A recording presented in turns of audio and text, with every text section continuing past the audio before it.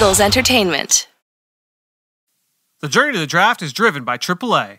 AAA, roadside is their strong side. Make AAA a part of your game day today. AAA, go ahead.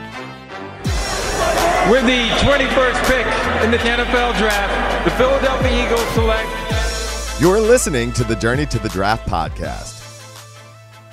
Welcome to the Journey to the Draft podcast, driven by AAA. I'm your host, Fran Duffy, and we're turning the page a little bit here on the Journey to the Draft podcast, driven by AAA, because we're beginning two different series in today's show. First off, in Mr. Relevant, we're going to do what I've kind of been calling our self-scouting series, where we're talking with evaluators all across the football sphere. Okay, we're talking with current evaluators, past evaluators, guys who have been in the league, guys who were aspiring to be in the league, and really just kind of getting a sense of how they attack the player evaluation process. And we started this last year. We had some great guests last year on the show, and we're going to try and see if we can match that. And if you haven't, go back to last summer. We talked with Ben Fennell, a guy who was on the show every single week. We talked about his philosophy. We talked about former NFL scout and the lead scout of the Scouting Academy, Dan Hatman. We talked with NFL Film senior producer Greg Cosell, Reese's Senior Bowl executive director Jim Nagy, Kyle Krabs from the Draft Network, and former NFL general manager Scott McLuhan. So you go back to last summer, all of those interviews have great takeaways on the player evaluation process. Even if you don't want to be a scout or a player evaluator, if you just want to see the game from a different level and try and look at the game a little bit tighter, a little bit more narrowly focused, I suggest go back, listen to these interviews. And the first one to kick things off is a guy who led all of player personnel in the XFL, Eric Galko, a longtime friend in the business from Optimum Scouting. Really, really excited to dig into his process with you here today. So we're going to kick things off in Mr. Relevant with Eric Galko. After that, we're going to start things off with our divisional recaps with Ben Fennell. So we're going to kick things off in Draft Buzz today with the NFC and AFC East division. So 2 divisions a week over the next 4 weeks. And in those recaps, really the goal, look, everyone else is doing these draft grades. They're going to say, oh, this was the best pick. This was the worst pick. What were they thinking here? What were they thinking there?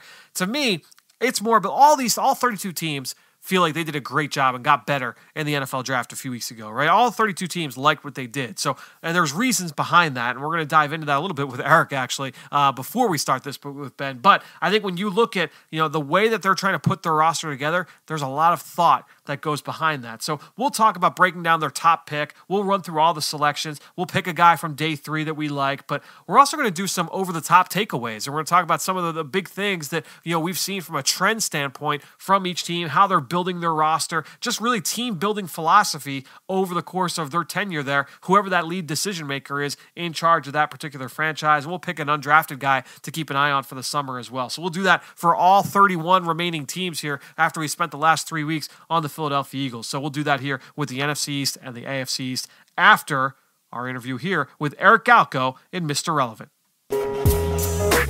It's time for Mr. Relevant.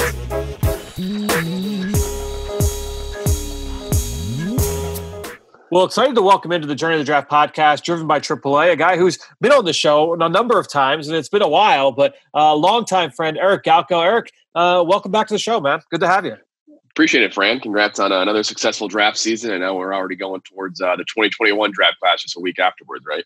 We are, exactly. It doesn't take long before we start turning the page. But look, I wanted to get you in here. Last summer, I did a series where I talked with a number of evaluators, about their process and their evaluation philosophies, and kind of talk big picture just about this whole process, because we spend all year talking about watching college players and trying to project them to the NFL. I figured let's take a few weeks and just kind of talk turkey, talk shop a little bit. So real quick, for fans who don't know, take us through your background as an evaluator. I love to dive into just how you came up through the business, and then obviously your most recent role with the XFL as well. So let's kind of just go in right from the beginning. Take us through your background.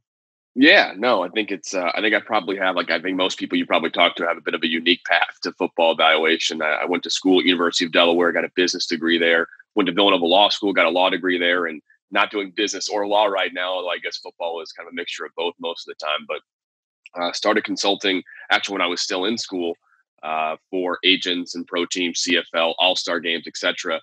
And had a kind of robust consulting company for a while. And then in 2018, around October, well, even earlier than that, October, November, we officially, Optimum Scouting, my company and my team, including our analytics team, all of our scouts, became partners with the XFL. And I took on the role of director of player personnel for the league. And our staff and our analytics team took over kind of the player personnel piece for the XFL. And I was there, and that was our primary and sole focus from, like I said, October, November of 2018 through April 10th, I believe, of 2020, when the XFL, unfortunately, for the second time in its history, ended. But that was my role, and that was my life for the last 19 months is building all the ideas, the concepts, and then executing that on the field with hopefully what fans thought was a good product in the XFL.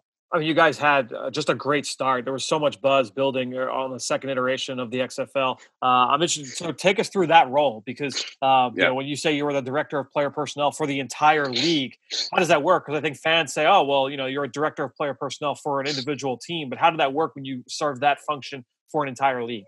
Yeah, it changed a lot for the life cycle of our work, right? When we first got there in October, November, there were a few things going on, right? How do you start a football league with no players? And that was kind of my initial strategy of, all right, like, what kind of quarterbacks do we want? How do they fit in with different coaches? How do we sign quarterbacks that fit certain schemes, but also, are available and want to play in the XFL? How big should a roster be? How big should an offseason roster be? So a lot of those big picture league office questions we kind of answered right away. But then over the course of, following, in addition, the AAF was still going on. So how do we maneuver? That was a big question mark. But I think a lot of my role ended up being negotiating the contracts, right? All the top quarterbacks, a lot of the players in the XFL had some uniqueness of contracts, dealing with the agents, NFL teams, CFL teams, kind of that all coexisting from the player personnel side. And then obviously scouting. And for a while there, it was just myself and our team and our analytics team, evaluating, getting a player database with robust information, evaluations, background stuff, et cetera, for a long time. And then around July, August, we hired on our eight DPPs, director of player personnel, at the team level. And I work closely with them to help them shape our draft pool, help them shape their rosters, take their input on players, and hopefully help all 8 teams. The goal in my mind was to have 8 teams that felt they were competitive to compete for an XFL championship. And I think by the time the season started, all 8 teams felt that way. And only one, Houston, seemed to be the champion in the XFL. But that was my goal, is to have 8 confident, talented teams. And again, I hope we accomplish that for fans. For people that don't know, like me and Eric have known each other now for a long time. And we'd always see each other down at the Shrine Bowl, the Senior Bowl. We see each other at the Combine. You are a tough guy to nail down, because you are a hustler, man. At those events, you are constantly talking to people, constantly building that network, working on those relationships, and that reflected itself in that role and what you were able to accomplish there with the XFL. So really, again, kudos to you guys for what you guys were able to build. Obviously, with everything that happened with COVID-19, and is still going on with COVID-19, it did not turn out the way that you guys expected, but just an awesome job that you guys did getting that off the ground. So let's go back now to your personal process. And I would love I guess, first off, who were your biggest, who are the people that you say most impacted your thought process as an evaluator? Who taught you the way of the game? Yeah, unfortunately, I didn't have kind of that one mentor, right? I hear a lot of even guys, that I look up to now and are somewhat mentors, right? Doug Whaley at the XFL I work with, he had Kevin Colbert and a lot of other decision makers or NFL executives that kind of really took certain scouts, by the wayside and made sure that, hey, they can develop them. I really never had that. I would say I kind of pieced a lot together from people I did work with, right? I worked with Mike Sherman on a project called Football. I learned a lot from him in terms of football character, right? What that means, what really matters, and how can you fix guys in terms of their character and mindset. And that's a really big part of evaluation. I think that kind of gets lost outside the NFL. No doubt. I got a chance to speak with a couple times and certainly learn from dealing with people who dealt with him in the league as well as outside, and Scott McLuhan. And he kind of proves that, hey, sometimes the content doesn't have to be the sexiest words or the most in-depth technique, but it's about being right. And Scott McLuhan is known for being a very good evaluator because he's right on his evaluations. And then Doug Whaley, I think did a really good job working with him the last, year and a half, and, kind of how to put all the pieces together, right? How to know how to manage, talk technique, but also talk football, and just general athleticism, and how to kind of put that all together and to build a roster. So I wish I had more mentors growing up. I think that's why I try to take a lot of our Optimum Scouting, team members under my wing and try to teach them all I know, because I think a mentor is super valuable. But for me, it was doing the real work and getting real experience, and then stealing stuff from people along the way. So take us through your personal evaluation process now. You're getting ready to sit down. You're going to watch a guy for the first time. You're going in completely blind. What's your checklist? How do you decide which games you're going to watch? How many games do you watch? What is it like when you're getting ready to watch a guy for the first time? Yeah, the first thing I do, and I'm thankful we have part of this, is check our analytics and check a player's background, right? Those are two things, and especially if you know how to use, whether it's an NFL team or our analytics, you can use those to kind of know what you're getting into. As well as the player's background, right? Where they go to school before this, were they a top high school recruit or not a type high school recruit? That can mean, something either way. Did their parents play professional sports or major college sports? Those injury stuff, those backgrounds mean a lot to me. And I like to start with as much objective information as I can on the player. Because, watching players, we all have different opinions. It's incredibly subjective talking about evaluating a player. But if I can start with as much objective information as possible, I can kind of make sure I know I'm going to be in the right pathway and then watch enough film to feel confident. And then, as far as which games to watch, again, I learn a lot from our analytics and our background to say, hey, for offensive linemen, I should make sure I know when they got hurt during the year, if at all, and make sure I don't watch those games. And then, their best competition, right? Offensive linemen, it's about being efficient and consistent against top competition in the NFL. Whereas for receivers and maybe, running backs, I'm watching their best games. As well as for receivers where they face press the most, for defensive backs, best competition. So it really depends on the position group overall when I watch by position. But I think it's really important to kind of, again, have that context and that objective information. So you're not just picking a game and being subjective, good this, bad this, but you got the whole picture and you pick the games that will be the most predictive what that player might be at the next level.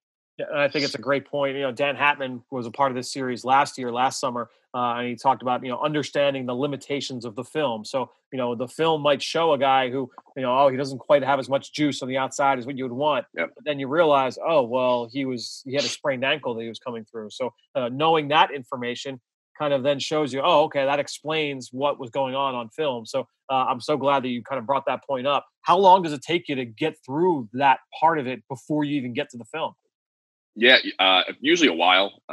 Right now I'm in the process of looking at 2021 guys, and I'm serving more as the cross checker, so I'm not going as deep as our college scouts will. But it takes a little bit of time, and I think as you do more and more, you get good at it. What kind of matters each and every year. You don't say, hey, this guy lettered in basketball for 1 year. You got to see if the guy was a star basketball player, and you kind of figure out what things matter and what things don't. But it's at least 15, 20 minutes minimum, even if I'm just perusing and cross checking with that guy is. And our college scouts do a great job of diving in more. We've got other resources we can utilize to find out, any major character issues as well. But really is a kind of 10 to 15 minutes setting the table before watching a guy. And then when you start watching a guy, once you have that information, you can figure out things very quickly, right? You can kind of know what kind of athlete is in 5, 6, 7 plays, sometimes by the position. And then you watch more to kind of find what you have to fill in the blanks. But we like that approach a lot. And that's why I teach our staff is get as much information as you can to start and then build on that as you start watching guys, and don't try to use one play to be a microcosm of the whole athlete. Obviously the process is a long one, but when you're getting ready to sit down and watch a guy, do you have like a set number of games that you want to sit in any one sitting, kind of take in on a guy? Obviously you'll come back to him later on, but do you say, all right, I want to start off with 3 games or 4 games or 6 games, or does it kind of change by position? Yeah, I changed my position. I think a big part is the athleticism, how much that matters for the position. Yep. Right. So for receivers and pass rushers, it may be a game or two, depending on the game. Obviously for receivers, because the sample size can be small for some games, it's usually, around 2. But for athletic positions, as we call it, creator positions, receivers, seam tight ends, pass rushers, you can get a lot out of the first few snaps to see what kind of athlete they are. And then a game or two can sometimes be enough, obviously not for a final report, but for this process. And then when you're watching offensive line and DBs and quarterbacks, you need a lot of reps for those. You need sometimes 4 or 5 games. And, I think I've gotten to the point now, and I think it takes a lot of time to be there, but I've gotten to the point where I know when to stop. I know when I have a good picture of that guy. So it's sometimes as few as 1.5 games if I'm really cross-checking and not really diving in too much, but sometimes as much as 5 games before I feel really comfortable for a guy. What's your note-taking process like? I've gotten away from the legal pad. I've learned that my terrible handwriting plus watching a heavy volume of guys, I kind of lose track of who's who. Yep. So I try to have I have an Excel document that I cross-check and watch guys in, and I kind of break it up by position, really how our scouting report's set up. Yeah. Every position's got 4 or 5 categories that matter. Athleticism for quarterbacks, it's lower body technique, and then it's upper body arm strength, all that stuff. So I kind of break it out a little bit. So when I'm taking notes, I kind of know where things fit in. But one thing that I strive for, and I have our staff strive for, is whenever possible, don't use qualifiers, right? Don't say good this, bad this, because you'll lose track of that player to player. What does that really mean? So we try to really define skills and kind of say, does he have it or not? Not say good or bad, but is he a hip bender, knee bender, or which one is he? And move on. But really try to say, hey, what's making this player unique? When you watch this player compared to the other player, what's he doing that's special? So we try to really find what those are each position group and not worry about rating, quickness and agility, but saying, hey, how is he using that to be successful? So that's usually my process is kind of segment it a little bit and then, kind of go from there and try to find unique traits. What's your favorite position to study? I've been watching offensive line for the 2020 draft for a while this offseason. So I've gotten decently, okay at that and regging athletic ability. I think the athletic positions, I think I've, getting enough reps and seeing this a lot, you kind of really judge athletes easily. And I think you can judge athleticism and effort really quickly. And I've gotten pretty good at it on film. And I think that can tell a lot about, especially those receivers and pass rushers. But I would say receivers is my most fun to watch because I think there's 4 different positions now. You could be an X, a Z, a move slot, tight end receiver, a true slot. So I think there's a lot of variability at the position and watching how guys can do multiple things or be effective route runners or do 2 or 3 things really well and nothing else well. I think I've gotten a good grasp for receivers. That's probably my favorite. Now I think hopefully my best position to watch. What's your least favorite?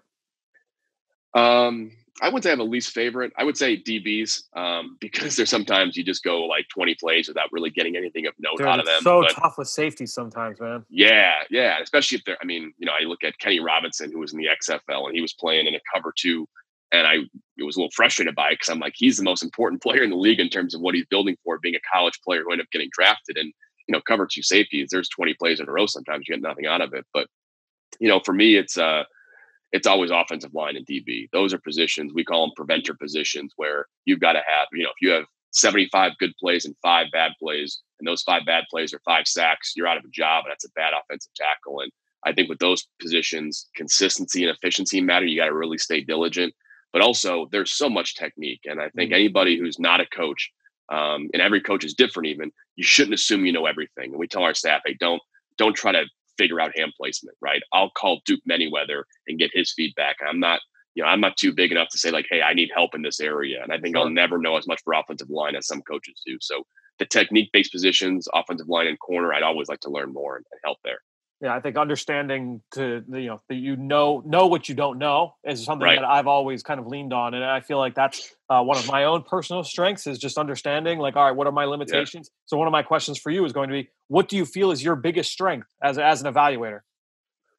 Yeah, I think it's probably that judging athleticism, just because I've been splitting myself a lot and saying, hey, like, what does good knee bend look like? What does hip fluidity look like? It's something that I know is so important to develop, that I've really focused on that the last couple of years. And I've talked to experts in the field, DB coaches, skill position coaches. So I think those, receivers and pass rushers, I have a really good grasp on. It's probably my best position to evaluate. But I'm lucky we've got a great analytics team that if I screw up anywhere, they catch it pretty quickly and they tell me where right to go. But those are the spots I feel like I probably refine the best just because of that.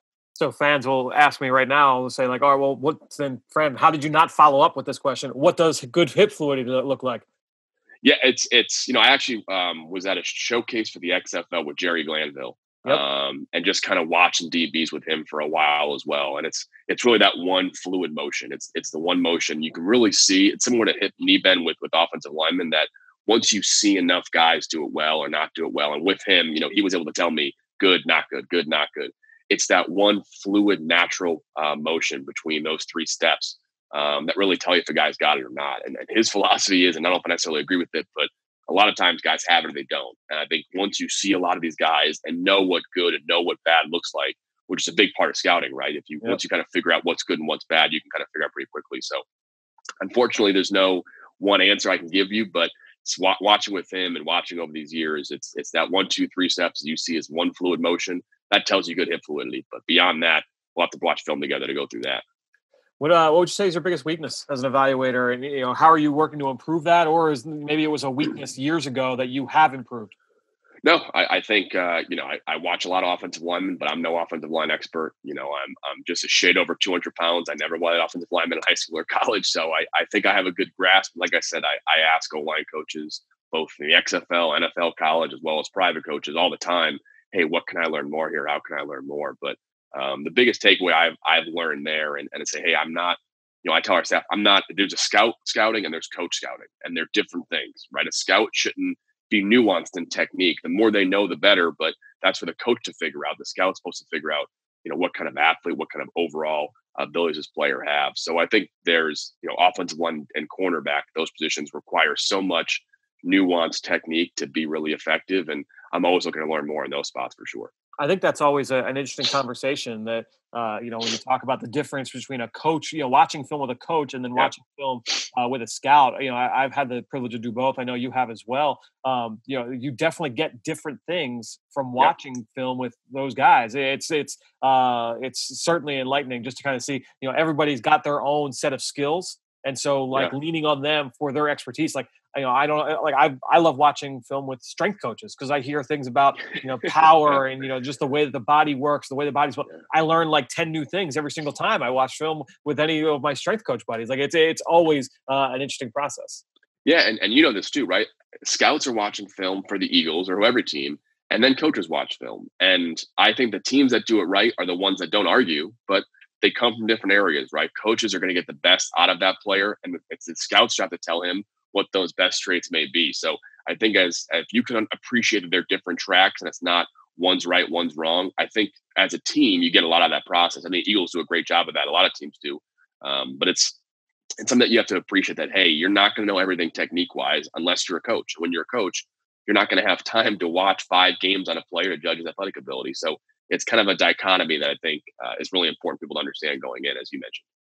So, as I said earlier, we're all kind of a product of our own experiences, right? So, is there something that, when you look at yourself and your process and the way that you look at players that you feel is kind of special to you? Maybe it's a specific trait that you look for that you feel resonates better with you or that you prioritize more than others. Is there something that you feel kind of not set yourself apart, but is just a little bit different that you prioritize this more than that?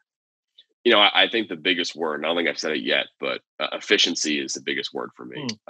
Because there's, I come from a path where, hey, I was in business school and law school where it's about kind of picking your words or picking your path correctly and not, just doing too much for no reason. Both of those in my education background. But so, in consulting, I don't have 12 scouts and a bunch of area scouts and other people to ask for information. We got a staff of anywhere between 4 to 6 people watching the country, and I don't have time to watch every single player in the country. So we've got to have an efficient process. And when we talk about players, it's, hey, you have, give me your elevator pitch and who this guy is. And we have a way to do that. So we're efficient talking about it. And, our scouting reports, I think, can adjust, but they're pretty efficient as well. So I think for me, it's judging that. And then on the field, I've learned to care about that too, because of the risk associated, right? If I've got an offensive lineman who may not be a great athlete, but he's an incredibly efficient lateral mover and pass blocker, I'm going to trust that guy's going to have some sort of NFL career. And I think that's what I end up caring about is, hey, what are your 1 or 2 skills that are important?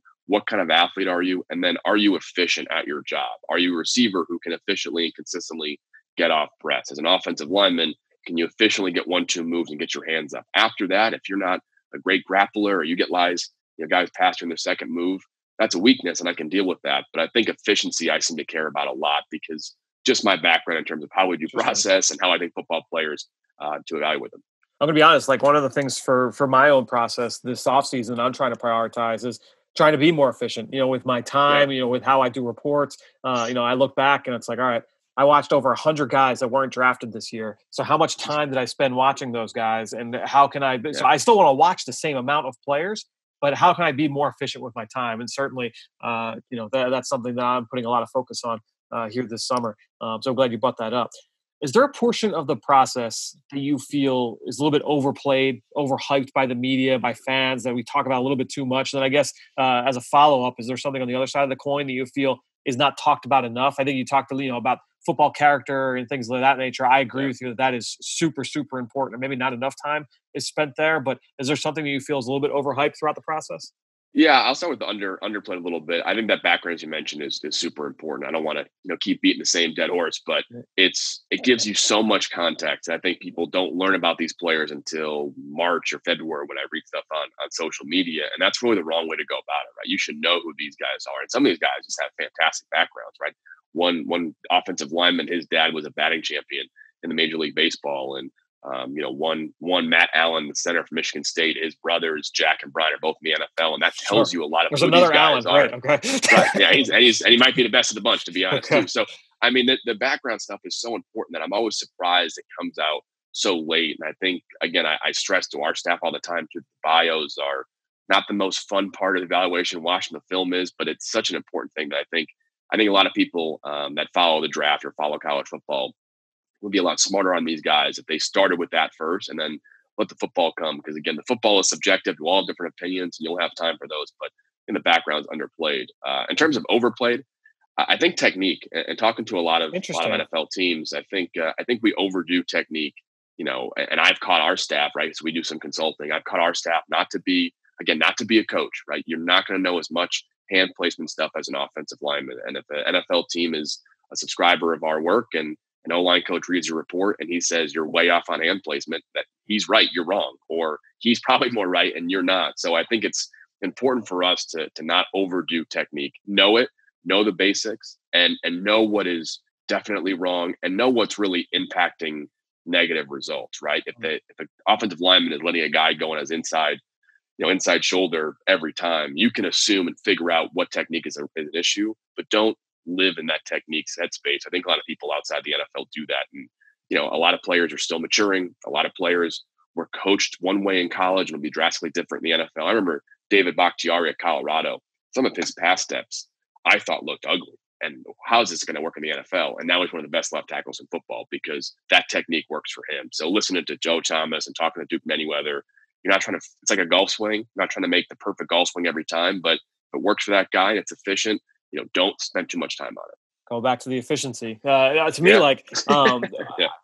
like in terms of like the technique end of it, it is kind of difficult because you talk with some coaches and you say, all right, we'll watch the same play. And I'll be like, I have no idea what this guy's doing with his feet here. And a coach say, yeah, I'll fix this in one day in the spring. Like one practice, that's correct. Right. And the easiest microcosm is quarterback because people are differently too. But that's why in the quarterback stuff, it's, can the ball come out quickly? Is it coming out cleanly? Is it getting batted down? After that, you got to kind of move on from that stuff because people just go way too much into quarterbacks and everyone's different. Yeah. And to me, like even just talking about the physiology of these players, like how they're built, how they run, how they move. A lot of those guys, like you might say like, oh, well, this guy has or he doesn't. But then, they work with a trainer one off season and that running technique is completely different. Right. And now all of a sudden they look like a little bit of a different player. And it's certainly a part of the process to me that I find to be very fascinating as well. That's why I just love, going back to what we talked about earlier, I love leaning on some of those people, the experts in their field to say like, okay, like teach me what don't I know here? What am I not seeing? Right. So no, I'm really glad that you brought that point up. Last question for you, man. What is the best advice that you would give to fans out there? Maybe, not ones that, I want to be a scout. How do I get in? But maybe they just want to be smarter fans. They want to be able to view the game through a more precise lens. What would be your best advice to those listeners? Yeah, I would say is first off, if you're going to watch, want to enjoy college football and figure out who's best in terms of the draft, whatever else, watch the NFL and watch the best guys. Like, if you want to watch offensive linemen just for fun, during quarantine and the college level, watch the kid from Oregon first and see what the best looks like, and then watch other players well. But I think in terms of just being a smarter football fan, and I've had the privilege of meeting and talking to a lot of, NFL decision makers over the last 10 years. But when you're thinking about what a team is doing, assume the GM is smart. You may disagree, right? There's certain GMs that people in the media want to pick on and say are not good at analytics, not good at technology. But if you assume they're smart, you'll learn a lot more about what their decision making is. I've learned so much from some GMs. I've never met them before in my life, but just thinking critically about how they're building their roster, what they seem to care about, and then thinking why they care about those things. I think it's just fascinating to kind of live in that world saying, hey, you know what? Assume everyone's smart. Why are they doing this? Why does it make sense? And then you learn a lot from that. And you can talk more educated about decisions. It's very easy to say that team's stupid or that team's wrong or I wouldn't have done that. But look back at the 2020 NFL draft, go to the surprising picks you saw, and then wonder, okay, assume that was smart. Why was it smart? That's the best advice I'd give, because I do that all the time, constantly, whether it's scouts I know, decision makers by NFL teams, agents, whoever it is. Hey, assume they're smart. Why they do that, and you'll learn a lot from it. Dude, you are 100% speaking my language, because, like, to me, like, Nice. Because it's so easy to kind of pick on, a GM or Right. a coach for this decision or that decision, but those guys, those decisions are not made in a vacuum. It's not like they're sitting in some ivory tower on their own and saying, "Yep, this is what we're doing." They're a bunch of smart guys getting into a room together, and they're having these discussions leading up to the draft or leading up to free agency, leading up to game day. I mean, all that stuff is a culmination of hours of discussion. And you know this too, right? You learn after the fact what they were thinking, and you're like, oh yeah, that does make sense. And we've had the privilege of having those discussions where it's like, I've talked to, when I'm a pretty direct person. So when I first got a chance to work with Doug Whaley, I asked him about certain things with the Bills that I thought were out at the time. And in hindsight, I can explain why you may think something was weird that he did, but it makes perfect sense with their rationale. And then this and this happened. So even ones you disagree with, you can learn a lot from. And I think, you've gotten the chance to, with the Eagles, know their thought process, especially after the fact. And I bet that things make a lot more sense. So Eagles fans questioning the Jalen Reagor pick, just assume Howie's smart, because he certainly is, and figure out why that makes sense. That's my best advice. Then I lied. I do have one more question for you. You said that nice. you're doing your 21 reports already. You're starting to do some cross checking for you guys. Give me some names here. Who are some guys that have stood out to you that you can give us the elevator speech on and be as efficient as possible with these reports? Yeah, well, I would start with the right tackle from Minnesota, Dan Falafe. Okay, that's what it is. But he is probably the most fun guy I watched so far. Started playing football in 2017. Went from Australia. He's 6'9", 400 pounds. Their right tackle, and analytically, he shows he's very efficient. He's played football 3 years. An incredible athlete. Probably the most fun guy I watched outside the Oregon kid so far. I started receivers and tight ends. Obviously, the two Alabama guys. I think the two Alabama receivers this year, Waddle and Smith, might be just as good as Ruggs and Judy. That's how impressive those guys are. So there's some top tier names, a lot of smaller guys, which I'll wait. But I will say it's a pretty intriguing quarterback class coming up, and a lot of quarterbacks who remind of Baker Mayfield.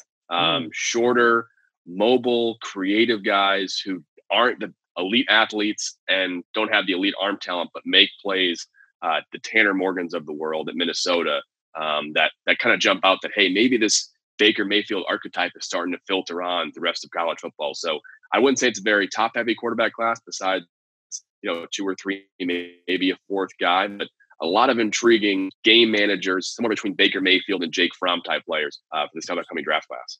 Interesting. Well, Eric, we'll let you get back to grinding through the rest of this Let's film. go. I appreciate you taking some time with us here on the Journey to the Draft podcast, driven by AAA. Thanks, Fran. Appreciate it, man. Now it's time for Draft Buzz. All right, so this week on Draft Buzz, our very first divisional recap of the 2020 NFL Draft. This week, we're going to do the NFC East and the AFC East. Obviously, we've already put a ton of work into recapping what the Eagles have done, so we're going to skip the Eagles here for this exercise as I welcome in our good friend Ben Fennell. Ben, welcome back to the show. I know it's been a couple weeks since we had you back on. We've heard you every week over the last 3, but not you live. Hope everything is good over in South Jersey. Yeah, everything's great. It's always a weird time when the draft ends and you have that weird kind of kumbaya on whether you take a break or a vacation or start diving into 2021 guys or start turning the page to putting the picture together for the NFL season ahead. So there's been a lot of thought processes going on here post 2020 draft, and I'm excited to join you to talk it out. Sure. So we'll start things off here with the Washington Redskins. They had the second pick in the draft. The way we'll do this is we'll start the division with whoever had the first pick, and we'll just kind of roll through. We'll start here with Washington, just to kind of run through their selections real quick. Second overall, they take defensive end Chase Young from Ohio State. That was the expected outcome of that selection. Third round, Antonio Gibson, the running back out of Memphis. 2 fourth-round picks. They took the left tackle, Kshitij Charles, out of LSU, and the big receiver from Liberty, Antonio Gandy Golden. 5th round, another pair of picks. They took Keith Ishmael, the center from San Diego State, and Khaliki Hudson, the Michigan linebacker, safety hybrid player. And then they had a pair of 7th round picks as well, Arkansas safety Cameron Curl, and then NC State pass rusher James Smith-Williams. So what we're going to do through each of these, as I hit on earlier in the show, is we're going to talk about the top pick, a day 3 standout, kind of look at some big picture thoughts on their overall philosophy coming out of this draft, and then also an undrafted name to kind of keep an eye on. So we'll start here with the top pick. It's Chase Young. Again, we expected this selection. So Ben, I'll go to you to kind of kick things off for us here. Why was Chase Young the pick? And when you look at overall what made him the selection there for Washington? Well, when you're just looking for instant impact players and instant contributors to add to either side of your team, that's what you need to address being a top 10 pick in the draft. And the Redskins sitting there at 2. I know they had received some trade offers, but none worthy enough to trade out of that spot. I'm sitting here looking at the roster of 5 first-round picks on their defensive front, adding Chase Young to Ryan Kerrigan and Jonathan Allen and Payne and Montez Sweat from last year. But Chase Young's ability to affect the quarterback on a consistent basis is an invaluable trait for any defense. And show me 4 guys that can rush the passer, Fran, I'll show you 4 guys that can cover. And I think anytime you look at what the San Francisco 49ers did last year, maybe bolstering that defensive line with a little bit of at the expense of the secondary. But I'll tell you what, that clock is ticking for quarterbacks. It alleviates the pressure on the entire defense. And Chase Young is a day 1 impact player to plug and play. Yeah, I think ultimately when you look at what Ryan Smith has done over the course of the last few drafts, because reportedly he was responsible for the last 2 drafts before this one. So really you've got 3 years now where Smith has kind of been calling the shots more or less in that draft room. Continues that trend of Power 5 guys.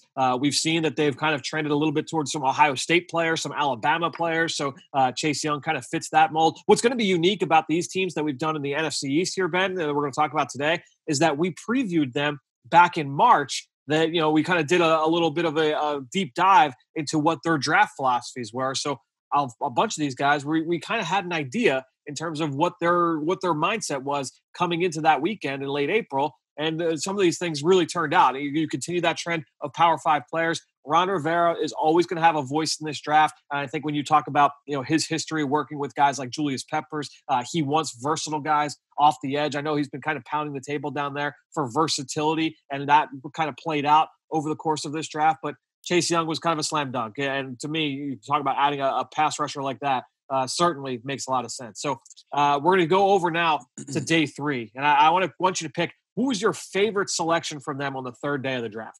Well, when you kind of raise these questions to me on these draft superlatives, I thought Chase Young was the low-hanging fruit. So I was more than prepared to talk about Antonio Gibson from the University of Memphis, who I think it's a great kind of meeting of the minds here because you have Ron Rivera coming over from Carolina, their offensive coordinator, Scott Turner, Carolina QB coach for all those years. Who was the most productive player on that offense? Christian McCaffrey catching the ball out of the backfield. And I get to see Antonio Gibson taking over that type of role, being Dwayne Haskins' best friend. I don't know what AP or Darius Geis is going to provide in the pass game or on 3rd down for that offense, but I know Antonio Gibson in the 3rd round, being a 4.39 player, that's a great plug-and-play player, even if he is only a 3rd down body his first or second year. But moving off to day 3, I was deciding between 2 guys here. I really like Kshitij Charles out of LSU. A lot of people kind of question on why he was falling in the draft into day 3. I think it was some more off the field things rather than his down-to-down play and his run in the national championship team with that LSU Tigers. But I really like Khaliki Hudson at the University of Memphis, whether you want to call him a safety or a linebacker, one of the more hybrid players, defenders in this entire draft class. I was shocked he fell to day 3. I thought he played some of the best football in 2017, literally a stat line like the Honey Badger at LSU, loading up the stat sheet in every category, whether it's sacks, tackles for loss, forced fumbles, interception, plays on the ball. And then it just kind of took a step back in 2018 and 2019. But Khaliki Hudson, I think, can wear a lot of hats for them. They've been looking for that type of body on the defense ever since the freak injury to the kid Jarrett out of Virginia Tech, or Sua Cravens a couple years ago. Everybody's looking for that hybrid safety linebacker body, and I think they found it on day 3. Yeah, I figured you would bring up Hudson because this was a guy that you've been talking about for a long time. For me, it was Kshitij Charles. And I think when you factor in, too, the loss of Trent Williams, they traded Trent Williams finally to the San Francisco 49ers. So the left tackle position was certainly an area of weakness for them. It had been with Williams not in the lineup for them over the last couple of years. And I think when you look at Kshitij Charles, he's built somewhat similarly to Trent Williams in terms of his body type, but you look at his feet, you look at his raw upside, certainly something to work with there. And to get him in the 4th round, certainly to me, there's some upside there where that could be a huge hit for them down the road. He's got some things that he needs to work out. He needs to get a little bit more strong. He needs to get a little bit more powerful as well. But I think when you look at Kshitij Charles, certainly a guy that could be a really high impact player for them if he's able to work out. Now, let's talk through some kind of big picture philosophical things that we saw from Washington. And to me, I mentioned earlier, the propensity for the Power 5. They've really put a lot of emphasis on players from big schools. 85% of their picks over the last 3 seasons have come from Power 5 conferences. And that is a very high number. You talk about context and, how much lower or higher is that compared to other teams? That's a very high number. If they don't draft guys from the Power 5, they're very productive players. So they want guys that are really, really standing out from a lower level of competition, even if it's from a group of 5 school still at the FBS level. And that brings me to my second point. To me, Ben, looking over the last couple of years, production has been a really, really consistent theme for this team next year. So think about that when you're putting together mock drafts and things like that for next spring, for 2021. Just think about these guys that they've drafted over the last couple of years. Chase Young, Antonio Gibson, Antonio Gandy-Golden, Montez Sweat led the SEC in sacks for 2 years in a row. Bryce Love was insanely productive at Stanford. Kelvin Harmon, Jimmy Moreland was a freak of nature in the box score, over the course of his career at JMU. Cole Holcomb was really, really productive for North Carolina. So you're talking about guys that were really, really productive for long stretches, or if not, if they were only 1-year starters like an Antonio Gibson or a Bryce Love, they put up insane numbers during that lone year as a starter. So to me, that's one of the big things that I've taken away from is that they've really trended towards very productive players. And again, guys from bigger schools. So, to me, those are the two big takeaways for me. Ben, I don't know, like if you look at these and the rest of these guys, to me, like those are the big takeaways for me when you look at this group and then also what they've done over the last couple of years. Yeah, no question. And like you had mentioned a couple minutes ago, there's clearly an emphasis to be more flexible with their personnel on both sides of the ball. And I think that's representative in the Khaliki Hudsons of the world. And I think it's representative by a few guys on offense, whether that's Antonio Gibson, who's kind of a slot running back. There's a lot of divisiveness on what you want to call him. And even into their kind of undrafted free agent class with a lot of hybrid players. You have Thad Moss here, who's really exciting from LSU. H-back, tight end type of role. Isaiah Wright from Temple. He's really a slot tight end, gadget type of player as well. A lot of flexibility with these players. And I think that's where this league is kind of trending and making quarterbacks' life easier, confusing defenders and defenses on where people are going to line up. And let's see where we can find some easy offense just to get the ball in the hands of these playmakers and take something small and make it big. And I think there's a lot of guys to surround Dwayne Haskins just to make his life easier in 2020. Yeah, you brought up, some of those undrafted names. To me, the undrafted sleeper that I'm going to keep an eye on, this summer, as long as there's a training camp and everything, I think you're looking at Jonathan Johnson, the wide receiver from Missouri. To me, going down to the Shrine Bowl, preparing for that week down in St. Petersburg, we talked about John Hightower, the Eagles' 5th-round pick last week on the show. He and Jonathan Johnson from Missouri were the two guys that I thought had legitimate juice for the next level, had that long speed. Johnson's been an impact player all 4 years for the Tigers in the SEC, whether he's on offense or on special teams. So Jonathan Johnson, they got some play out of Cam Sims last year, an undrafted free agent. Steven Sims as well made some plays for them early. I think when you look at Jonathan Johnson, he's a guy that could come in and make some kind of an impact here early on for that team. But no, you mentioned Thaddeus Moss. They had a couple of really interesting pickups there after the draft. Let's move on to New York. We'll go to the Giants. They had the 4th overall pick in this draft. And again, we'll kind of run through these picks really fast. Andrew Thomas, the tackle out of Georgia, was the 4th overall selection for this team. They go to the 2nd round. Xavier McKinney, safety, Alabama. They get him 36th overall, kind of reminiscent of when they got Landon Collins. Some people thought Landon Collins was going to go round 1. He falls to the top of round 2 and ends up going to the New York Giants. Matt Pert, the tackle from UConn, is their 3rd round pick. In the 4th round, they get UCLA corner Darnay Holmes, one of the better slot corners in this draft. Round 5, they go the guard Shane Lemieux from Oregon, longtime starter, started every game out there for the Ducks over the course of his career. Round 6, Penn State linebacker Cam Brown, long, rangy, versatile player, can do a lot of different things. And then pair of 4 7th-round picks, I should say. Carter Coughlin, the pass rusher, stand-up linebacker from Minnesota. T.J. Brunson, the stacked linebacker from South Carolina. Chris Williamson, the Florida transfer who ended up at Minnesota. And then also Tay Crowder was Mr. Irrelevant, the 255th overall pick, Tay Crowder out of Georgia. So those were the picks there for the New York Giants. Let's go to the top pick here, Ben. Let's go to Andrew Thomas here. Why do you feel that he was the selection? Because we talked about this a lot. We had a really hard time trying to peg which of those tackles they were likely to go with. Obviously, Isaiah Simmons was also in the picture for them, but all 4 of those tackles, when you talk about Makai Becton, Jedrick Wills, Tristan Wirfs, and Andrew Thomas, they all kind of fit the bill for Dave Gettleman in terms of what he has looked for in the past, in terms of youth, big time, in terms of level of competition, played with their hand in the dirt, not a lot of projection involved. You knew that this guy could come in and play day one, high character kid.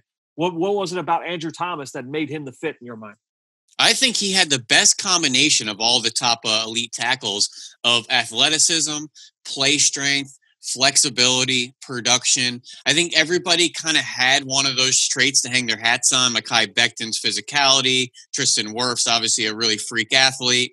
Other guys like Ezra Cleveland and stuff are a little bit more athletic. But Andrew Thomas, I think, was the best picture and package of everything you want out of your left tackle. And I know they took that pick with a little bit of sourness in the back of their throat because that means passing up on Isaiah Simmons. But just to kind of take a step back on the full picture here, for them to walk away with their left tackle of the future, potentially right tackle, depending on Nate Solder's status. And also to go back in the 2nd round and get Xavier McKinney, that productive playmaking player in the secondary that's never going to come off the field for you.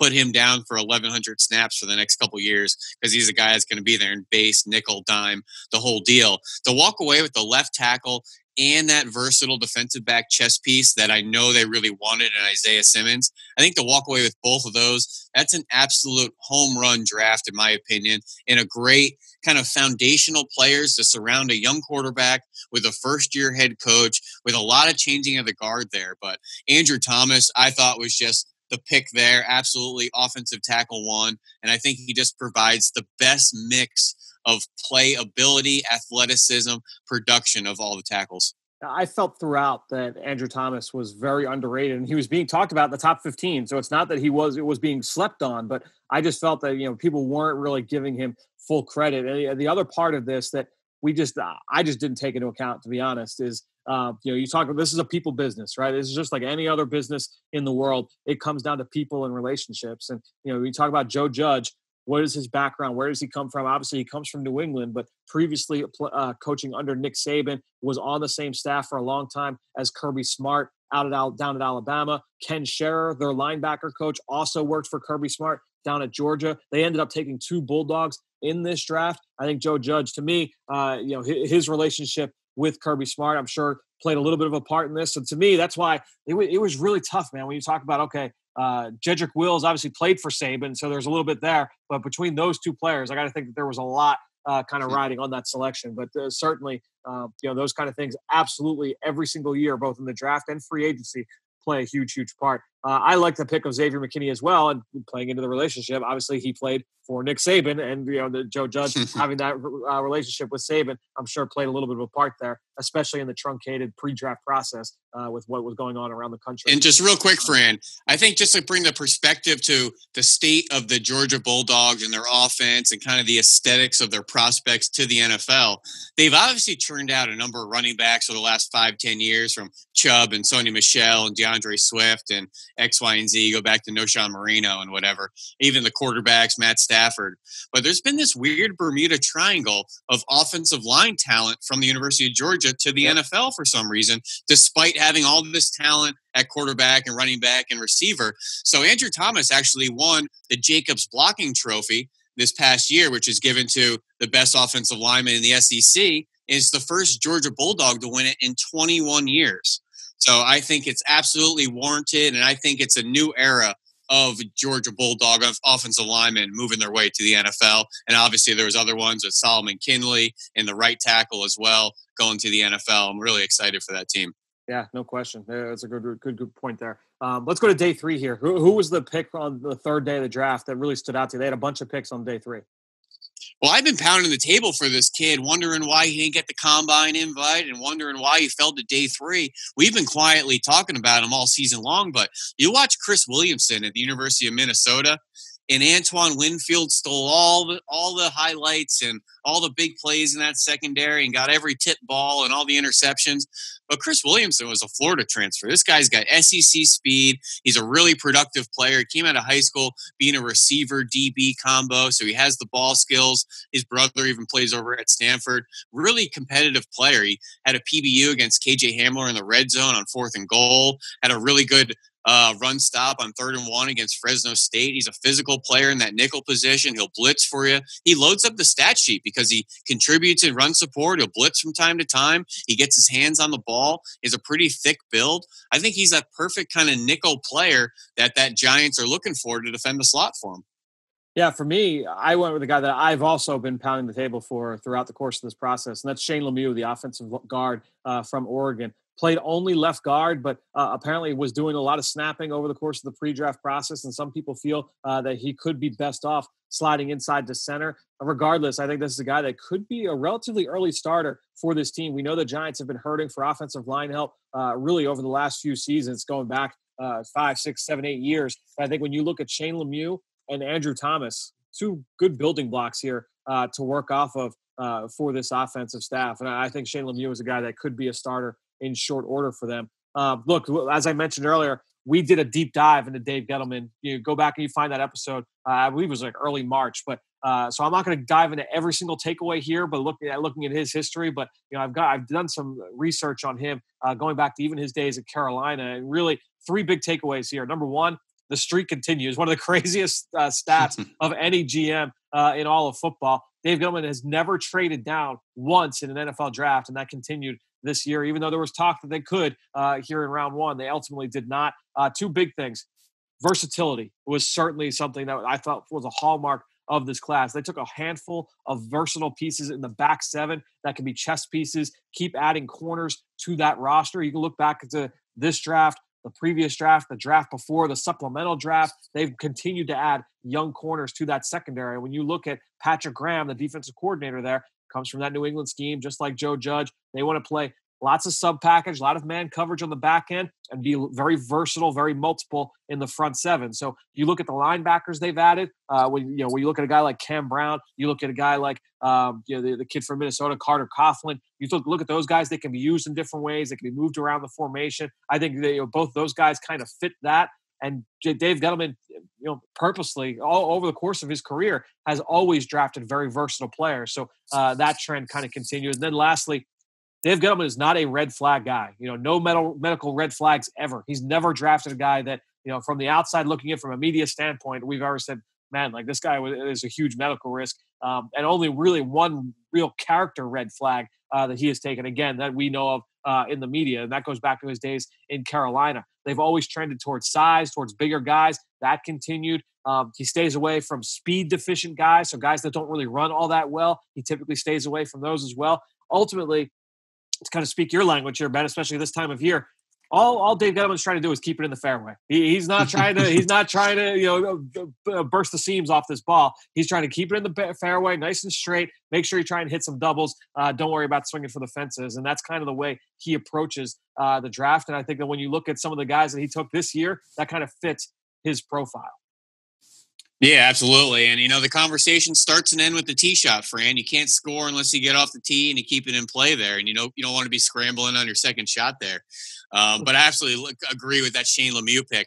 3,500 snaps at left guard at the University of Oregon. That type of experience, I think, is just invaluable to, your offensive line room, whether you're a starter or just a depth piece. We know depth gets tested, especially on the offensive line. I would not be shocked to see him or even maybe their third-round pick, Matt Pert, get called into action at some point in 2020. Yeah, I think Pert, I feel like of the three, he's the guy that I feel like needs a little bit of work. You're willing to say, okay, we're going to kind of stash him a little bit. If you've got Shane Lemieux and you've got Andrew Thomas that you feel could be kind of plug and play, certainly someone that can kind of help there. I'm not going to lie, Fran. When Pert went in the third round, I kind of gave like a little fist pump on my thigh, like, dang, because I really liked Matt Pert. I think he's on a similar trajectory to like a Teron Armstead. He just has that basketball profile. He's a little raw, still kind of ascending, but I think in a year or two, man, he's going to take over one of those tackle spots. So real quickly here, we don't need to spend too much time, but an undrafted sleeper for me for this team. What do you got? Javon Leake, the running back from Maryland. This is a guy that has been a really quality returner in the Big Ten over the course of his career. He's got some athletic traits in his body that can allow him to be that kind of player. He's not going to be, you're not going to give him the ball 10, 12, 13 times in a game, but I think he can come in, be a little bit of a role player for you on offense, and then also help you out in special teams. So this is a guy that could earn his way onto a roster just from that alone. Yeah, he's got a really interesting story. Fran, he's played 379 offensive snaps in his entire career at Maryland. He's almost strictly a special teams player. Really interesting to see what he can do and what type of opportunities he gets. I'm glad he was able to get with the team. Really excited for Case Cookus, quarterback out of Northern Arizona, who we watched over the summer, was kind of an interesting talent. But I'm going to go out on a big limb here. And you look at this receiving core, and they have obviously the young second-year quarterback in Daniel Jones. This is a dangerously inexperienced receiving core. And outside of Golden Tate, there is nobody on this receiving core with more than 4 years experience in the league.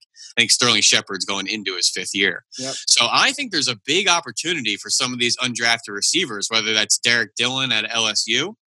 But I'm looking at these Ohio State boys. Benjamin Victor and Austin Mack have tons of talent, tons of upside, and there were a lot of mouths to feed Ohio State over the years, whether it's Terry McLaurin, KJ Hill, the running backs, X, Y, and Z, and everybody wants to look at production share. Well, how do you divvy up production share when you have 4 5-star receivers, 3 5-star running backs, tight ends? There's not enough to go around.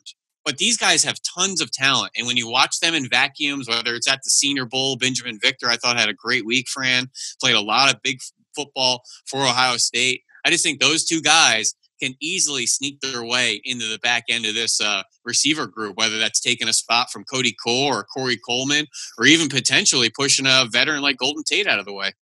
I feel like we need to make this interesting with the undrafted. There's no way I will ever have the time to do this when we get into the September. But go back and say like, all right, who got the most right in terms of our UDFA sleepers making the final 53s? We should take each team and like give a confidence points, right? And then whoever makes it, you get the points for the confidence. And I got some ideas there. That's not the end of this conversation. Let's workshop it. Let's workshop this for next week. All right, so let's move to the Dallas Cowboys, our final team for the NFC East here. Quick run through of their picks. There's only 8 of them, so we can get through them relatively quickly. 17th overall, they take the wide receiver out of Oklahoma, C.D. Lamb. We'll talk about him in a little bit. Second round, Alabama corner, Trayvon Diggs. Round 3, Oklahoma defensive tackle, Neville Gallimore. Round 4, pair of picks here, Reggie Robinson, the corner from Tulsa, and then the center from Wisconsin, Tyler Biadasz. 5th round, they go Bradley Anai, the pass rusher from Utah, and then Ben DiNucci, the quarterback from James Madison, their 7th round pick. Very, very impressive group of names here, Ben. Let's get to C.D. Lamb, though, because obviously, a guy that was talked about a lot going into this draft. Why do you feel like he was the 3rd receiver off the board, number one? And then ultimately, why do you feel like he was the pick there for the Dallas Cowboys? Well, he's a playmaker, and I think that's what you want out of the receiver position. He may be a little bit raw with his down-to-down route running ability and the kind of nuances and getting himself open, but he is as dangerous as anybody in this draft, receiver, running back, with the ball in his hands, and he has the ability to make something small and make it big, whether it's in the return game, the screen game, the quick game stuff, and I think that's what Lincoln Riley tried to do with him at Oklahoma, find ways to get him into space, find him opportunities and matchups, and just get the ball in his hands. And I think that's what this team needs. And I think that's what everybody wants in the NFL. And those are just the guys that I've kind of clung to this moniker over the past couple of years of offense doesn't have to be so hard. And when I look at guys like CeeDee Lamb, easy offense, get them the ball and get out of the way. You don't have to be a rocket scientist. We're not splitting the atom. We're not drawing up some kooky plays in the dirt to get them the ball.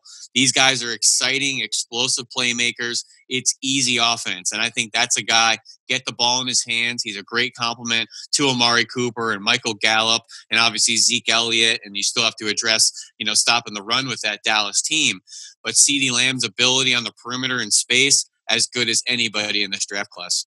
How do you feel? And we know that it's going to change things up, by formation and by package and things like that. But ultimately, from most of the time, for the priority of the time, how do you feel that these three receivers are going to be displaced throughout the course of the formation? I feel like Gallup is primarily an outside receiver. Do you feel like Cooper kind of slides inside in most three receiver sets? Do you feel like they'll move because CeeDee Lamb was a perimeter guy only, really, at Oklahoma? He very rarely moved inside. So how do you feel like those three will be used ultimately by Mike McCarthy?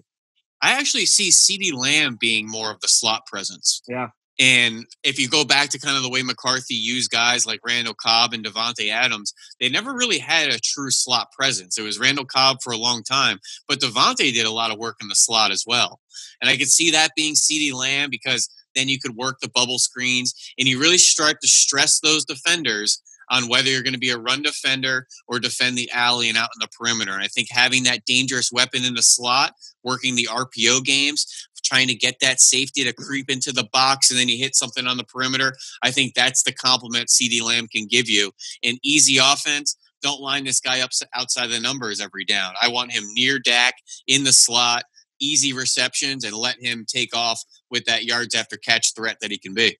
Yeah, when you talk about why was he the selection, I think ultimately this was the best player available pick for a team that typically drafts for need. They almost always go in and say, all right, round one, we want to hit one of a couple positions. They'd been rumored for corner. They'd been rumored for pass rusher. K'Lavon Chasen was a guy that a lot of people in the business felt was going to end up in Dallas. But CeeDee Lamb, I feel like I heard this. I don't want to misquote anybody, but I'm pretty sure I had heard that he was the number 2 player on their board overall. So certainly was a guy that they did not want to pass up. And the other big thing, a trend that we've seen from him in the past, it's something silly. Like, hold on, I think I may actually have the number of the players that they met with for top 30 visits before the draft. Overall, give me one sec. I've got it right here. So this is great podcasting as I find this list. Here we go. So over 1/3, this is crazy. Over 1/3 of their draft choices under Stephen Jones over the last decade. So let's say the last 10, 11 drafts, over 1/3 of those guys came in for top 30 visits. Like that is a crazy, crazy amount. And since 2004, DeMarcus Ware and Maurice Claiborne were the only guys that were not got pre-draft visits. So they were consistently showing like, hey, these are the guys that we're interested in here in the first round. DeMarcus Ware, they did not do it with. Mo Claiborne, they traded up for on draft day. They went from like the teens up to number 3 overall. I don't know if you remember that back in 2012. They made that big move up. They were not expecting CeeDee Lamb to be there, and ultimately he falls into their laps, and he becomes a Dallas Cowboy. So let's get to our day 3 standout. I think I know which direction you're going. Real quickly, I'm going to go round 5. Bradley and I, pass rusher out of Utah, not built, in an ideal fashion. He's not going to wow you with a stopwatch, but this kid's a smart pass rusher. He's a guy that they lose Robert Quinn in free agency. I know that they're banking on a couple other guys. They brought in Aldon Smith this offseason. They're hoping that he can kind of return to form, but Bradley and I is no slouch, and he's a player that I feel could be a nice playmaker for them down the line. Yeah, I really like Bradley and I. He's the guy that wins with violence in his hands, and I think he's going to be a really nice compliment to DeMarcus Lawrence on the other side. Can I just ask you, Fran, what was your opinion during the draft that we had one of the rare interdivisional trades during the draft? What was your thought process? Not to mention interdivisional, but among fierce rivals. Right. And when I saw that, you kind of think to yourself that you don't see that very often. What was your perspective? You don't see them very often. To me, like, I feel, look, it's one of those things where, and it almost goes back to like the Jets and the Giants have never traded, right? Crosstown rivals. They didn't trade it. They hadn't executed a trade since like the 70s before the Leonard Williams trade this past fall. To me, if I'm a GM, I'm open for business. Whoever wants to make a deal. If you want to make a deal with me, obviously we feel like it's going to serve us well. You feel like it's going to serve you well. That's great. If I feel like I'm still getting a better end of the deal, or at least a fair shake in the argument, then I feel pretty good about it. So I'm never going to turn my nose up to any kind of deal. The last trade that I can remember, though, between the two teams, if I remember this right, I'm pretty sure the Eagles had traded down and the Cowboys had traded up, and that's when they selected Sean Lee. I believe. Ooh, interesting. 2010, and that was in the second round.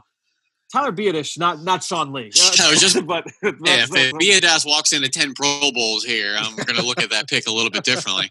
But I think that was just a great move for them to be aggressive, go get that center that obviously they needed, moving on from Travis Frederick and that whole deal. But to go be aggressive to get him, play ball with a division rival. Hey, it worked out for both teams. Yeah. The Eagles stockpiled a couple extra day 3 picks, got some good value, and Dallas walks away with potentially their center of the future. But you already know where I'm going here, Fran, so let's just call it out. It's the new era on the perimeter on defense in Dallas. No more Byron Jones, and everybody's excited about Trayvon Diggs in the second round. But hold on, because Reggie Robinson out of the University of Tulsa was my day 2 version of Jeffrey Okudah. Now, he slid to round 4, and that's okay. That happens because of the run on skill players. But when you're talking corners that are big, physical, fast, production, I think I had some metrics with being over 6 foot, 200 pounds, running in the 4.4s and broading 10.6. Hey, it was only Jeff Okudah, CJ Henderson, and Reggie Robinson. And when you put on his tape, he was a good man corner. He's a good off corner, good press corner, good in zone, physical. He was a guy that I just absolutely loved, and I thought he would be a great day 2 value for any team. And I was surprised he fell into the 4th round to the Cowboys. But to walk away with Trayvon Diggs and Reggie Robinson in the draft, 2 big boys on the outside. See, ironically, the guy that I felt that, if you were going to pick like, all right, he's the day 2 or day 3 version of this guy, to me, he was like the poor man's Trayvon Diggs, like in terms of, his build and some of the weaknesses in his game. Like, to me, like, I know how he tested. I wondered, okay, ultimately, the biggest question I had about Reggie Robinson is, can he play in man-to-man coverage? Is he going to be able to hit pocket, with receivers and stick at the top of the route? That's the question that some people have about Trayvon Diggs as well. And I think that's one of the reasons why he fell to round 2 and was not a first-round pick. I love Trayvon Diggs, but that was the number one question people had. And I feel like that's the number one question with Reggie Robinson as well. Big kid, physical, long arms. He could turn and run. He's got that long speed. It's about the quickness, change of direction, the reactionary athlete stuff that we kind of worry, does he have that ability? But certainly a very interesting player and a guy that, look, they're going for a type, right? This is what they're trying to build here. Big physical guys, big bullies out in the perimeter at the corner spot. And we're talking about trends. To me, as we go over the top here, any takeaways from this team's approach to the draft? To me, I look at 3 big takeaways here from the Dallas Cowboys. Number 1, age certainly matters for this team. I think age matters for Dave Gettleman as well in New York, but I think age really matters for the Dallas Cowboys. They have not taken, Ben, a guy who's going to be a 24-year-old rookie. So, someone you would say is an older kid coming out of college since 2015. Okay, so they clearly place a lot of value on guys who are 21, 22 years old. Big schools. This is another team that they definitely go towards a higher level of competition. Check this out. 10 drafts, okay? 86 picks over 10 drafts. 8 of those 86 picks have been outside the FBS. Very, very low number. They very rarely dip into the FCS or even go D2 level. They very rarely go outside the FBS. So very interesting stat there from the Dallas Cowboys. Every first-round pick under Stephen Jones, it will say like over the last, I went back like 10, 11 years here. So let me pull up these names that we're talking about when I say this.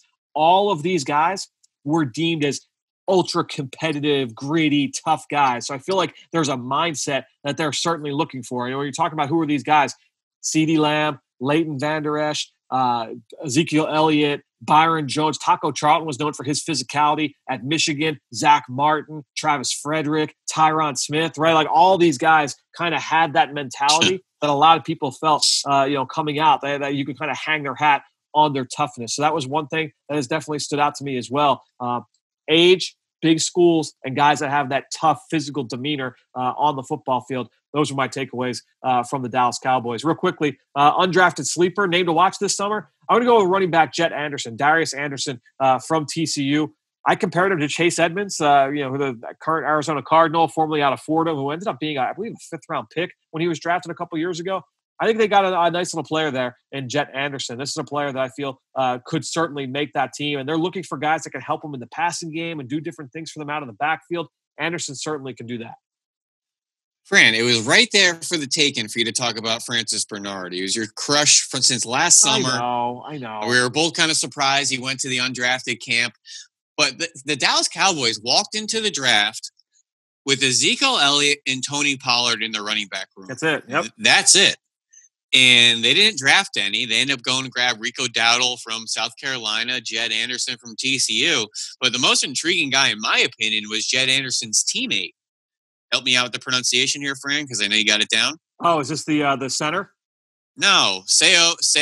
Olanulia. Yes. Really interesting player and an interesting career at TCU because he was a high he was a high recruit. He's actually the number 1 athlete in Texas coming out, the number 4 nationally. He's been on the freak list the past 2 years for his off-the-field workouts, jumps, and speed. But he didn't get a lot of on-the-field time. He obviously had to split some time with Jalen Reagor and Jed Anderson, like you had mentioned. Only about 400 snaps each year. But he did a lot of interesting things at 6'2", nearly 240, who everybody seemed to crush on A.J. Dillon. And I thought Seo was kind of that other compliment to him. Some of the names I have written down are Bo Scarborough, who was a Cowboys player a couple years, Kalen Ballage, Derrick Henry, Jeremy Hill. This guy has 60 catches. He has been a Wildcat quarterback before. He's lined up in the slot, has done a lot of stuff on quick screens and some yak opportunities, some shallow crosses. Really interesting player. In 2017, he had 6 of his 7 touchdowns were Wildcat quarterback stuff in the low red zone. He was MVP of the bowl game in 2018. Bunch of catches last year. I don't know if he's your traditional big bruiser running back like a Garrett Blount or a Derrick Henry, but maybe more of an interesting gadget player. But the fact that they grabbed both TCU players, I think that's a really cool kind of proposition for their backfield. He first stood out to me back in 2017. They were playing West Virginia, and I was studying Kaiser White, the linebacker safety hybrid goal line play, and he exploded into the end zone for just looked so powerful, so long, so athletic.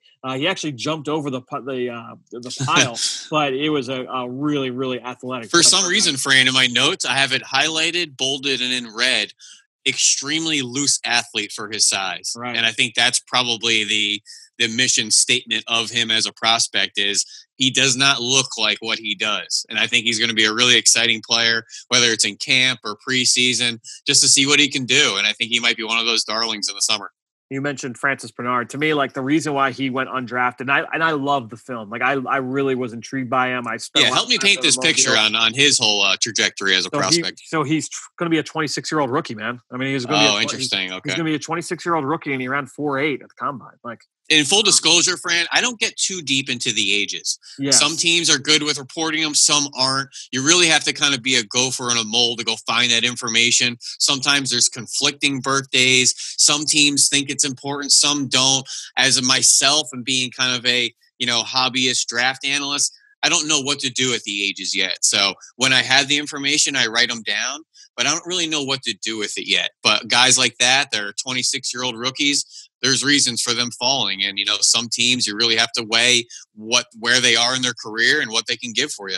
Yeah, I think that certainly played a big part in it when you look at overall why he fell out of the draft completely. All right, let's go to the AFC East here. We're going to start with the Miami Dolphins. They picked 5th overall in this draft. And then with that pick, they took Tua Tagovailoa. We'll talk about that pick here in a second. They had 3 first-round picks, though. 18th overall, they took the left tackle from USC, Austin Jackson. They took Noah Igbenogany, the athletic, talented corner from Auburn, to round out round 1. So Tua, Austin Jackson, and Noah Igbenogany in the first round. Second round, they had a pair of picks as well. They took Robert Hunt out of Louisiana. They took Raekwon Davis, the defensive lineman from Alabama. And then in the third round, they took safety Brandon Jones from the University of Texas. So bunch of players there, 6 players in the first 3 rounds. Then they round out the draft on day 3 with Solomon Kinley from Georgia. We talked about him earlier, from the Bulldogs. Round 5, Jason Strowbridge, versatile defensive lineman from North Carolina. Curtis Weaver, ultimate, very, very productive player for Boise State, off the edge, a very productive pass rusher. They took a long snapper from LSU, Blake Ferguson, in the 6th round. And then they took Malcolm Perry, the quarterback turned wide receiver from the Naval Academy, in the 7th round. So those were all the picks for the Miami Dolphins. Obviously, a boatload of selections for them coming into this into late April. But let's talk about the top pick. Let's talk about Tua here. Ultimately, why do you feel that Tua was the pick over Justin Herbert? Obviously, that was the discussion. That was the debate for months and months and months leading up to the NFL draft. Medicals aside, I think he was just more of the consistent, what you're getting type of player than Justin Herbert was, who was a little bit higher variance, and, maybe his ceiling was a little bit greater. But I think Tua, in a week-to-week basis, was a much steadier, consistent player for the Alabama Crimson Tide. And I think a little bit more, for lack of better words, suited for the kind of new age NFL with the RPO game and things like that. I think he just kind of provides a little bit more scheme flexibility for what I think the Dolphins want to do on offense with Chan Gailey there. And I just think he's a really good player, strong player, cerebral player, smart. And, I maybe didn't give him enough credit during the season because of his profile. He's a little bit thick in the waist. He's a little bit doughy in the face. I don't know why I had a bit of a aesthetic of him of being a little bit heavy-legged, and then I went back and watched him. This guy is as twitchy in the pocket and to take off and make defenders miss as anybody in the last 5 years of studying quarterbacks. How similar do you feel like he is to Ryan Fitzpatrick? Like, I was thinking about this when I was preparing for it. Like, I feel like there are some similarities you could see with Ryan Fitzpatrick. And look, that's one of the big things too, is that you already have a guy who can come in, he can start. He's already played for Chan Gailey. He knows the system. So having him there installed already allows Tua to take his time. They don't need to rush him back. They don't need to get him on the field immediately, because you have an answer, someone that can get you through the season and then turn to Tua in 2021. Yeah, I don't know why I feel this way, but when I think of Ryan Fitzpatrick and I think of Tua Tagovailoa, I just think of deceitful athleticism. Yeah, right. Like you just don't see it in their profile and their body types, and you think they're kind of statue pocket passing, flat-footed guys. Like, they're not going to break the pocket or try to live for, to extend the play or try to get on the perimeter. But Tua was not shy about doing that at all. Whether it was to be a passer, a runner, maneuver in the pocket just to find a platform to throw the ball. And I think we all know what Ryan Fitzpatrick is at this point in his career, and his willingness to be tough and extend plays and X, Y, and Z. But I really like what they did first and foremost on the offensive line. You have a young quarterback. Do not let him get David Card out there. I love that they went and got big Robert Hunt, Solomon Kinley. You got Eric Flowers in free agency. We have to bolster the trenches, and I love they seem to do it with a profile and a type. Solomon Kinley and Robert Hunt are 2 big people moving boys, Fran, and I just love those picks at guards for them.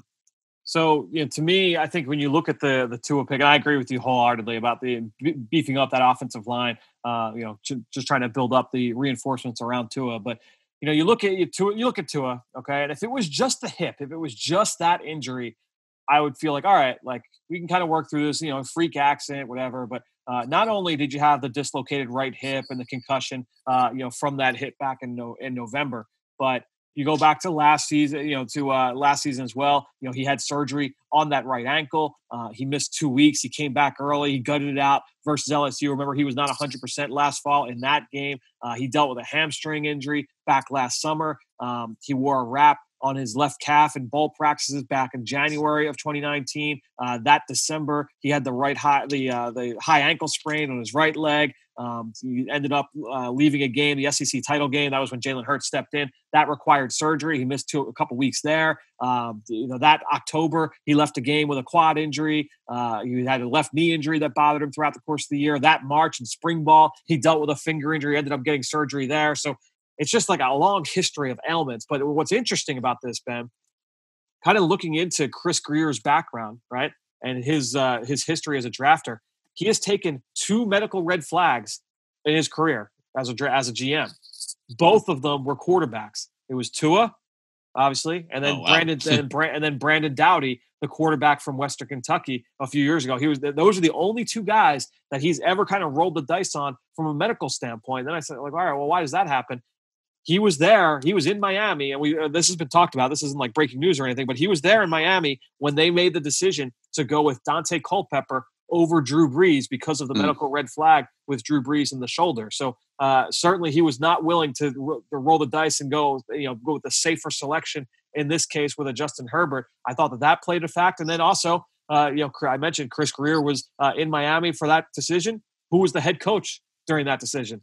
It was Nick Saban. And Nick Saban, obviously, the guy who coached Tua Tagovailoa. So going back to relationships there, Chris Greer certainly felt comfortable with Tua being the pick. And they did a great job of keeping that a little bit of a secret, right? Because so much buzz in the lead up. Oh, they kind of like Justin Herbert. It might be Justin Herbert. Don't think too fast that it could be Tua. Don't worry about tank for Tua. So they did a good job of kind of masking their intentions there and ultimately making Tua the pick. Day 3, favorite pick here from day 3. They had a bunch of them. For me personally, I thought it was Jason Strowbridge. And when you talk about that defense, we talked about it earlier with what they did with Patrick Graham up with the Giants. He was previously down in Miami. Brian Flores comes from that same tree. They want to be very multiple up front on defensive line. Jason Strowbridge is really an edge rusher. He's a defensive end who played defensive tackle over the course of his career with the Tar Heels. Was not very productive playing on the inside, but a high effort player, high motor player, smart kid, very bright kid. He's going to bring that same kind of effort here to this team. I could see him lining up in a number of different techniques along that defensive line. To me, I feel like he could be somewhat of an impact player for them earlier than you would think for a 5th-round pick. Yeah, I'm a big fan of Strowbridge. I think his best football is ahead of him, having played a little bit out of position at North Carolina. I think he'll be more of a traditional edge with the Dolphins, which I think he's better suited for. I was going to go with Strowbridge. I was going to go with Curtis Weaver. I really like his production at Boise State. Doesn't have a great body. Kind of fell to the 5th round there. I think he's still going to be a good player. But I'm going to take this opportunity just to take a step back from the Miami Dolphins. And as they walk into that 30th overall pick there, Fran, at the end of round 1, okay, so you get Tua, you get Austin Jackson. Where do we go to fill in the holes that we need here? We spent a lot of money on Byron Jones and Xavier Howard. And then we go and draft Noah Igbenani from Auburn. Really interesting safety nickel player. Not to sugarcoat it, Fran, this receiving corps stinks.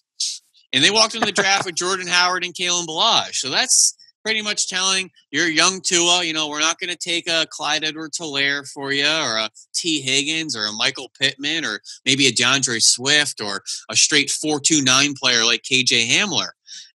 I think this was really when the kind of first round of the draft had some kind of question marks. I think Mike Mayock with the Raiders taking Damon Arnett there at 19 started it, but the Dolphins readdressing the secondary with Igbenani from Auburn, I thought was one of the more puzzling picks of the entire draft. Really nice player. I like him a lot. I think he's a 1st rounder. But just considering their roster, their free agency, their needs, and their need for playmakers around their young quarterback, I thought that was just a little bit puzzling, kind of reflecting back on that, Fran. I'm not sure if you had any kind of thoughts on that. And just looking at the pecking order, I mean, allowing a Clyde Edwards-Helaire to fall to Kansas City 2 picks later, it's like, that's the guy that would have been the nice compliment to Jordan Howard or Kalen Ballage in that offense. I had mentioned it back in the spring that I spoke with a scout for a different team that covered the Southeast who had him in the top 30 of the prospects that he had watched. And to me, so you look at Igbenogany, I wasn't look. He wasn't in mock drafts, so there's certainly a level of surprise. But I wasn't completely blown away because I knew that there were a lot of people in the business that were big fans of his game. We know ultimately how they want to play on the back end. I know that he's a great kid. He's got the intangibles and all that. So, he's young. To me, it was a little bit of a surprise, but to me, certainly one of the bigger surprises in round 1 for sure. To me, look, and one of my big takeaways, for this team, one of the things you see early on with the way Chris Greer drafts, 1st round in particular, they want guys that impact the passing game. They're taking guys that play high impact, high value positions. Okay. So he's been the GM since 2016. They've taken 2 offensive tackles. They've taken 2 corners. If you want to call Minka a corner, certainly with the way he was used, obviously a high value defensive back. You're talking about, pass rushers. They took Charles Harris. Defensive. The only guy that really wasn't quite that was Christian Wilkins last year. And, he's a guy that obviously he brings a lot to the table, both on and off the field. But ultimately, they draft guys at high value positions. Igbinoghene, obviously, an extremely talented corner. We had talked a lot about how this corner group was going to be viewed a little bit differently than others. Everybody was going to kind of see that a little bit differently. It's going to be beauty in the eye of the beholder thing. But Igbinoghene going ahead of Christian Fulton and Trayvon Diggs, and those guys, I think most people would say that would have been a big surprise going into the draft. Yeah, and not any disrespect to Alan Hearns, Devontae Parker, some nice players out there. Luckily, we don't play them in the regular season, so don't look for the bulletin board material. But we do play them in the preseason, so we'll be excited to go see Jordan Howard and Kamu Grugier-Hill and Eric Rowe and all of our former Eagle buddies down there in Miami. So I mentioned that as a takeaway. To me, this is a team, number one, and Chris Grier, he comes from the Bill Parcells school, right? He comes from the Nick Saban school. They definitely trend bigger across the board. They like guys with size. You talked about the 2 offensive linemen they took. They want guys that are big, beefy players that can move. That can move people. If you're talking about guys that can play in the trenches or even just size across out in the perimeter as well, they definitely trend towards size. They're another team. It's weird that we're hitting 3 of them, between these 2 divisions. But they're another team that places a big priority on bigger schools. 1 out of 18 picks, all right, and day 1 and day 2 under Chris Grier have been outside the Power 5, and that player was Robert Hunt. They've never taken an FCS player under Chris Grier. So this is a team that definitely trends. They swim in the ponds of the big schools. And then the other thing too is they haven't taken anybody on day 1 or day 2 who is athletic or speed deficient. So, you talk about height, weight, speed guys. They want height, weight, speed guys. They treasure size, they treasure athleticism, and they treasure, long speed as well. So kind of an interesting trend when you're talking about the Miami Dolphins and Chris Grier moving forward. You talk about Bill Parcells coming from that lineage. I love that stuff, man. I love just kind of getting into the team building philosophies and why do they make these decisions over these? Why do they pick this guy over that guy? You look, when you get this large sample size, you can start to kind of see, all right, well, this kind of makes sense. Where these guys come from, who they've learned from. We know Bill Parcells. He had a long history of the way that he liked to build his team. He liked big physical guys. He liked upperclassmen. So certainly kind of fits the bill there. One quick guy. We'll go for the UDFA sleeper. The name to watch for me is Donnell Stanley, the offensive lineman from South Carolina. He kind of fits that bill, man. He's an upperclassman. He's a senior, a leader, a captain. I remember talking to guys 2 combines ago about Donnell Stanley and what he brought to that team in the locker room. But he's a big physical center. He's not going to wow you with his movement, but he's a mauler up front. So he kind of fits that bill when you talk about Robert Hunt and some of the other guys they've added in the trenches for that team. Yeah, this draft was really exciting for the Dolphins. I still think they're a couple years away, but in my opinion, this was a meat and potatoes type of draft for them. Just getting bigger, stronger, tougher. A lot of, obviously, addressing picks in the trenches here. And I think the next 2 and 3 years, they'll start to add some speed and playmakers around Tua and try to refine the scheme. But one of the more intriguing undrafted free agent sleepers, in my opinion, is Kirk Merritt, the receiver at Arkansas State. Everybody thinks, Arkansas State, that's just a flyer type of player.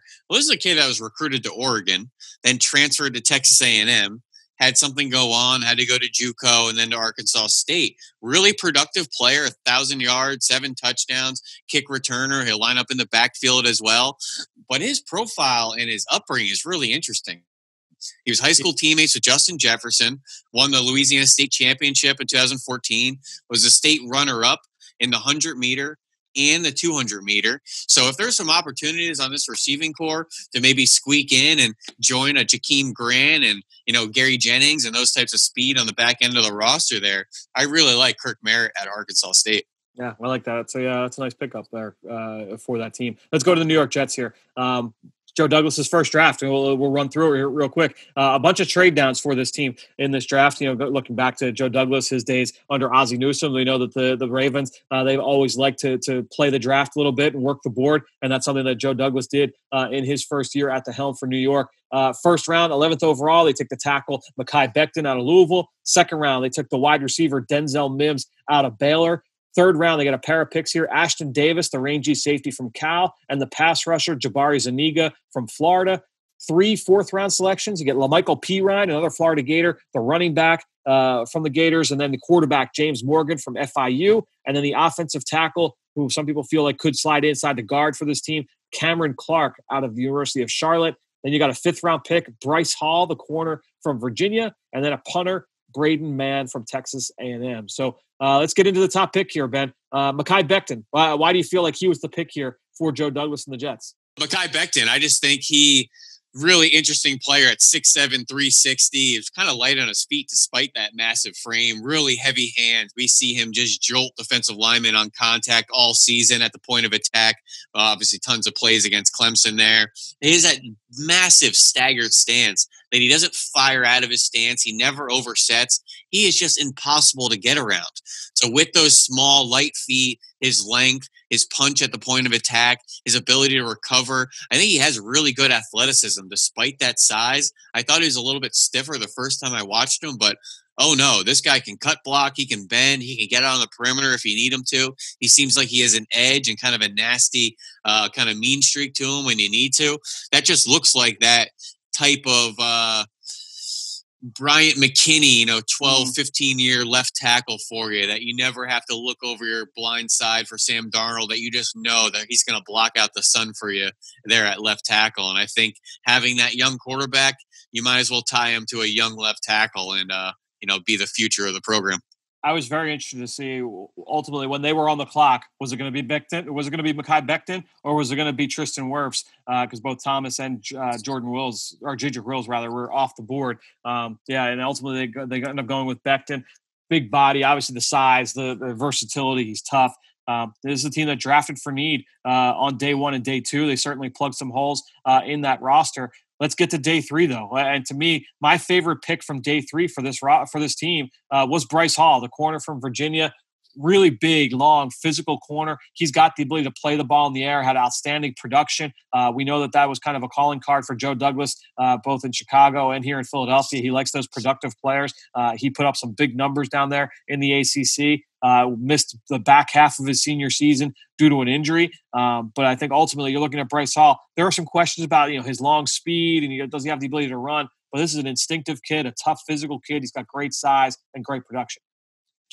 Yeah, and just one last thing to put Makai Becton to bed. This is a guy that's waking up at 6 a.m. the day after he got drafted in the first round to go work out with Big Duke Manyweather. This guy might be a dude, Fran. And if he's wired mentally like this, look out. AFC East and whoever has to rush the passer to Sam Darnold's blind side. But a running back I've been really impressed with is LaMichael Pirine. And he had a really interesting career at Florida, stuck behind guys like Jordan Scarlett and things like that, always sharing time in the backfield. When you just watch all his touches, I was shocked at how often he was split out wide, outside the numbers, throwing them hitch, back shoulders, fades. I really think he can be a James White type of presence for an offense. Maybe a Duke Johnson or a Theo Riddick if you need some more names. Chris Thompson. I don't think he's as shaky as Theo Riddick or Chris Thompson, but I think he's a guy that can really contribute almost like a true receiver, like the way James White has for the New England Patriots. And then he seemed to turn a lot of heads taking that screen to the house at the Senior Bowl. And everyone's like, oh, who's this LaMichael Pirine guy? Well, he was kind of stuck behind a lot of stuff at Florida and had an interesting career. He's a guy that took the bus to a Florida Gators camp as a 16-year-old, a 14-hour bus ride he took by himself. I think he's the younger cousin of Samaje Perine, if I'm not mistaken. And Miles Jack, too. Yep. Yeah, and he's a guy that just seemed to get slighted at every turn. I mean, Auburn looked him straight in the face and said, you're too slow to play for us. So, just hearing things like that, he's a guy I'm rooting for, Fran. So one of the things that stood out to me, and we kind of know, again, with Joe Douglas, his history both in Chicago and Philadelphia, all 8 of the picks after Makai Becton, all 8 of them were seniors. Four of them played in the Senior Bowl. 2 others were invited to the Senior Bowl but couldn't partake due to injury, and the other 2 were at the Shrine Bowl. So heavy into the senior class for Joe Douglas in his first year at the helm. And then ultimately, again, no red flag players, no character red flags, no medical red flags in his first season for the Jets. So excited to see what they kind of build on as we get to a little bit more of a sample size, but kind of sticking with what we kind of expected from Joe Douglas, right? We kind of know, that those are the pools he tends to swim in as the seniors, safer guys, productive guys, and all those guys kind of check a lot of those boxes for sure. That he was able to add. An undrafted sleeper for me, a guy that I'm going to be keeping an eye on for them as they prepare for 2020. Lawrence Cager, the wide receiver from Georgia. Yes. This is a guy who transferred in, big physical kid, came in from Miami. He can go up and win. He was going to go to the Shrine Bowl, but ended up getting hurt late in his senior season. Couldn't go in the SEC title game, but this is a kid who could go. He's kind of similar, honestly. He's kind of similar to Denzel Mims. I don't think he's got quite. I thought you were going to say somebody else. He's kind of similar to Mims. Who did you think I was going to say? I had it written down here that I know I'm going to get killed for this. On tape, he isn't that much different than Chase Claypool, Fran. All right. Chase Claypool tested like an animal, like a freak show. I don't know if Cager even got invited to the combine, and obviously was stuck, at Miami for a little bit, and then with the passing game at Georgia there. But size profile and play strength and how he wins, he's not that much different from Chase Claypool. Well, that's an interesting comparison there. So, who's your undrafted guy to keep an eye on? Well, as much as I want to see the sprinter Javelin Guidry race Ashton Davis in camp, I think they're going to have some fun track battles there at practice. I've been talking about this kid Brice Huff all season long. Undersized edge rusher for Memphis. He'll line up at 3 tech. He'll line up at 0. He went to the Shrine Bowl, Fran, and just annihilated practice. Annihilated the game. Was making tons of impact plays. He's one of those guys, you can't block him rushing the passer. But what do you do with him on base downs? He's undersized. He's a little bit of a tweener or a hybrid on what you do with him. I have names written down like John Simon or, Ronald Blair at App State a couple years ago who went to the San Francisco 49ers, where you don't really know what they are, but they're quarterback hunters. And he's a guy that might only get opportunities on 3rd down, but I think he's going to be a guy that can contribute and get quarterbacks for you. Yeah, that's a good name, certainly, to bring up. Let's transition now to the New England Patriots. We'll run through their picks here. Bunch of trade downs as usual, but they also traded up a bunch of times. They targeted a few guys here in this draft. First up in the second round, they took 2 guys in round 2. Kyle Duggar, the safety from Lenoir Rhine, so a D2 player is their first selection. Then in round 2 as well, Josh Uche, the pass rusher from the University of Michigan. 3 third-round selections here. Anthony Jennings from Alabama, so the Nick Saban and Bill Belichick pipeline continues. Devin Asiasi, so Chip Kelly sending a player up to Bill Belichick in the 3rd round. Dalton Keene in the 3rd round as well. They traded up for both these tight ends. It's so interesting that we've, of all the positions in this draft, everybody said, they need receivers, and it's a great receiver draft. They don't draft one. And then the one position that everyone slams in this draft is tight end. Oh, there's no depth. And they trade up for 2 tight ends in this draft in the 3rd round. But I like Dalton Keene, man. I don't know how much you got to watch him. I think he's got a chance to be a pretty good player. But Dalton Keene in the 3rd round. 5th round pick, they take Justin Rohrwasser, the first player to go off the board that I knew nothing about in the 5th round. 3 6th-round picks here. Michael Onwenu, the guard from Michigan, big physical kid, really great size. Justin Herron, the left tackle from Wake Forest, who a lot of people feel will slide inside the guard. I like that pick as well. 6th round, they took Cash Malawia from Wyoming. And then the 7th round, they take Utah State center Dustin Woodard. Let's go to the top pick in Lenoir Rhine safety, Kyle Duggar.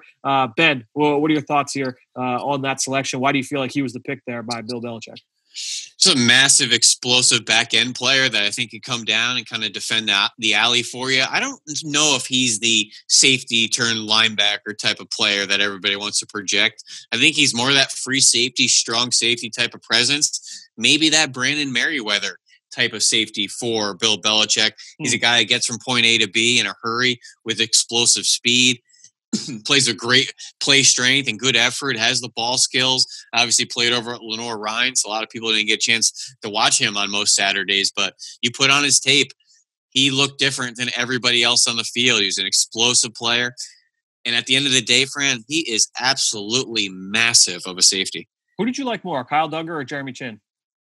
I like Jeremy Chinn a ton. I thought Jeremy Chinn was the day 2 version of Isaiah Simmons. I thought they were a lot more comparable than people were giving them credit for. Yeah, I like Duggar a little bit more. I worried a little bit about Chinn and his play recognition and his mental processing and things like that. I thought Duggar, and that, look, coming from a lower level competition, but I thought he saw things a little bit better. The only thing about Duggar, he's a little bit older, has a little bit more of an injury history, but this is a kid who's big, he's physical, and I think when you talk about Bill Belichick and what he looks for at the safety spot, you got to be a good tackler, and he certainly is that. You can't be a liability in coverage. He's not a liability in coverage, and we saw that athleticism out in Indianapolis. And versatility is very important. And I think Kyle Duggar checks all 3 of those boxes. So I think that. Well, really quick, Fran, if you could just put that conversation to bed, because that was a really divisive conversation, the whole Jeremy Chinn or Kyle Duggar. I think Kyle Duggar obviously ended up going before Jeremy Chinn, and a lot of people were wondering why. I don't think people understood the injury concerns around Jeremy Chinn. Yeah. He missed 2 games in 2019, missed 2 games in 2018, missed 3 games in 2016, was injured in high school. So that kind of medical report and red flags, having those kind of handful of injuries, will drop a lot of players in the draft. So let's go into day 3 here. Our favorite pick for the Patriots on the 3rd day of the draft. My favorite was Justin Herron. Again, I mentioned it. There's the left tackle for Wake Forest. A lot of people feel at his size, he's going to slide into guard. I just thought he was a rock solid player all the way around. They've taken guys every single year from in the trenches that just find a way to, like Shaq Mason. You go up and down. Joe Thuney. They've gone into the ACC, it seems, and found a guy that can come in and be a long-time contributor for them. And I feel like Justin Herron could be that guy. I liked him on film. I thought he was better than what his draft slot turned out to be. Well, they seem to like something going on at the University of Michigan, taking Chase Winovich and Josh Uche and joining a lot of those guys over there. But I was really impressed with Michael Onwenu, who that Michigan offense was a little dysfunctional the last 3 and 4 years. But when you just watch them on a down-to-down basis, Ben Bredesen left guard, Cesar Ruiz at center, Michael Onwenu at right guard, were as good of any interior 3 in the country, Fran. They love to pound the ball. It's a pro-style scheme. Michael Onwenu is every bit of 350, 360 pounds. This guy is a massive people mover. I don't know what he's going to do on 3rd down for you. Not a whole lot of athleticism. Might struggle a little bit in pass pro against the elite 3 techs in the NFL. But if New England wants to make another run to the Super Bowl through December and January, running the ball 40, 50 times a game up everybody's butt to another Super Bowl, that's Michael Onwenu type of football right there. And I just love that type of pick on day 3.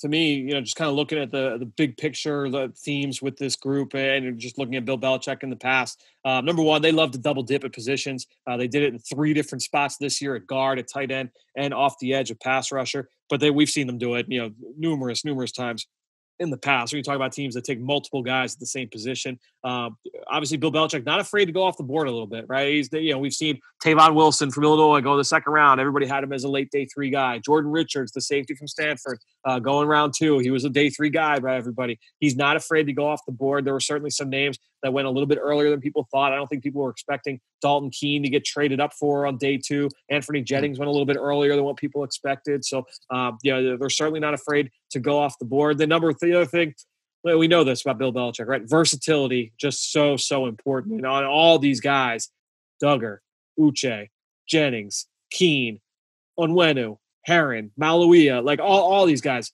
can do a lot of different things on offense, defense, and then also be valuable special teams players as well. You talk about Keene, Maluia from Wyoming. I think it's going to be a nice special teams player for them. Uche certainly could be a teams player. So these are all guys that I feel like can impact and be 4-down players for that team. Yeah, really quick, Fran, just put those tight ends to bed on the profile of them. Dalton Keene, I think, is going to be the halfback type of role for them. He's going to have like a number 43. He's going to be lined up in the backfield a ton, maybe take over that fullback position now that James Devlin has retired. I know they also signed Dan Vitale from Green Bay, who's more of a traditional fullback. And then Devin Asiasi was a 4-star recruit to the University of Michigan, transferred to UCLA. This is a big guy that can run with really soft pillow hands. And I just think those types of versatile tight ends that can contribute in the run and the pass game. Asiasi was a guy that's put his hand in the dirt. I know he played for Chip Kelly in that spread system. He was in a 3-point stance a lot, rolled off the line of scrimmage, gets up the top speed really quickly, and has soft mitts down the seam there. So 2 really good picks at tight end, in my opinion. I'm going to call my shot here for my UDFA sleeper. The guy don't you take my pick here, Fran. I'm telling you, the guy that's making this team is Miles Bryant from Washington. Oof, okay. Guys, tell us why. To me, like he shares a lot of the reasons why I love Kayvon Wallace. I think Miles Bryant shares a lot of those qualities, maybe to a little bit of a lesser extent, but former corner, moved to free safety, physical, instinctive, productive, can play the ball in the air. I know he didn't test great from an athletic standpoint, but I thought he had one of the best positional workouts of all the DBs out in Indianapolis. Was really, really impressed with how he looked in drill work. I thought he was definitely a draftable prospect. So for him to go out of the draft and end up in New England, I think he makes that roster. Yeah, he's a really good player. I mean, he was second team All Pac-12 for him in a pretty good defensive back conference, in my opinion. Yep. I wanted to go with Rashad Berry, who's a sneaky good tight end at Ohio State, but we've already been talking tight ends. J.J. Taylor at the University of Arizona. Yeah.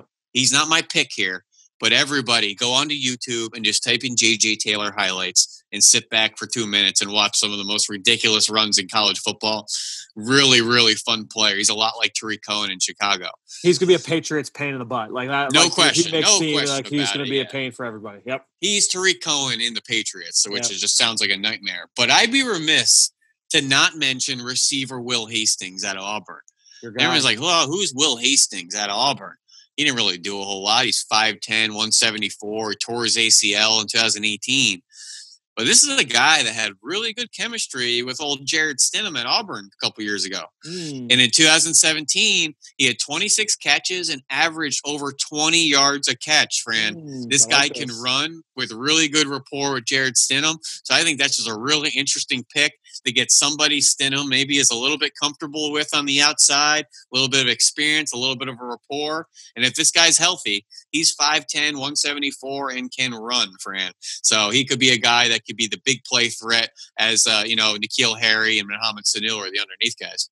I like that. That's a nice pick there. Let's go to our final team here. Let's wrap this up. Let's go to the Buffalo Bills. They did not have a first-round pick because of the Stephon Diggs trade. So Stephon Diggs in round 1. Second round, they get A.J. Epinesa, the pass rusher from Iowa. That is about like as good of a scenario as you could have expected if you were a Bills fan coming into this to get a player like Epinesa in round 2. Round 3, they get the running back from Utah, Zach Moss. Round 4, UCF wide receiver Gabe Davis. Round 5, they take quarterback Jake Fromm, who they said was too good to pass up on. They take the kicker Tyler Bass in round 6. Second, 6th round pick, they take Isaiah Hodgins, the wide receiver from Oregon State that I know you were a big fan of there, Ben. And then in the 7th round, they take Pitt corner Dane Jackson. But let's get to the top pick here. Let's get to A.J. Epinesa. Ben, why do you feel Epinesa was the selection here for the Bills? Well, they obviously need some help on the edges there. They have Jerry Hughes, and they got Mario Addison in free agency there. But Epinesa is the guy that, he's built like a refrigerator. He's not a guy that's just looking to turn the corner on you. He's a really good run defender with violent hands. He just fits that same mold that, Harrison Phillips had out of Stanford 2 years ago to the Buffalo Bills. You're just like, you know what?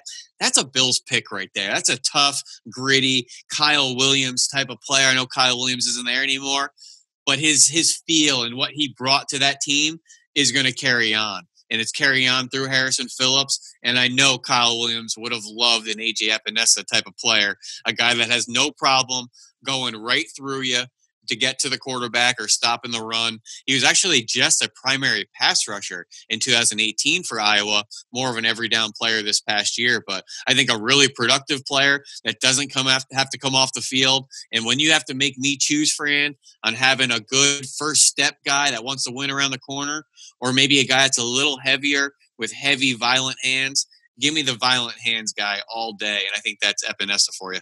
Well, but I did not want to interrupt you there because I thought you made a lot of great points. But to me, like you nailed it you hit it on the head when you talk about he feels like a Bills player. And I don't want to get into my like big takeaways, but I'm going to get into one of them. To me, when you look at Brandon Beane and Sean McDermott, who have been there together, obviously they were in Carolina together. Now they're up in Buffalo together. When you look at what they've done over the last 3 seasons, it's not a huge sample size, but they have a type.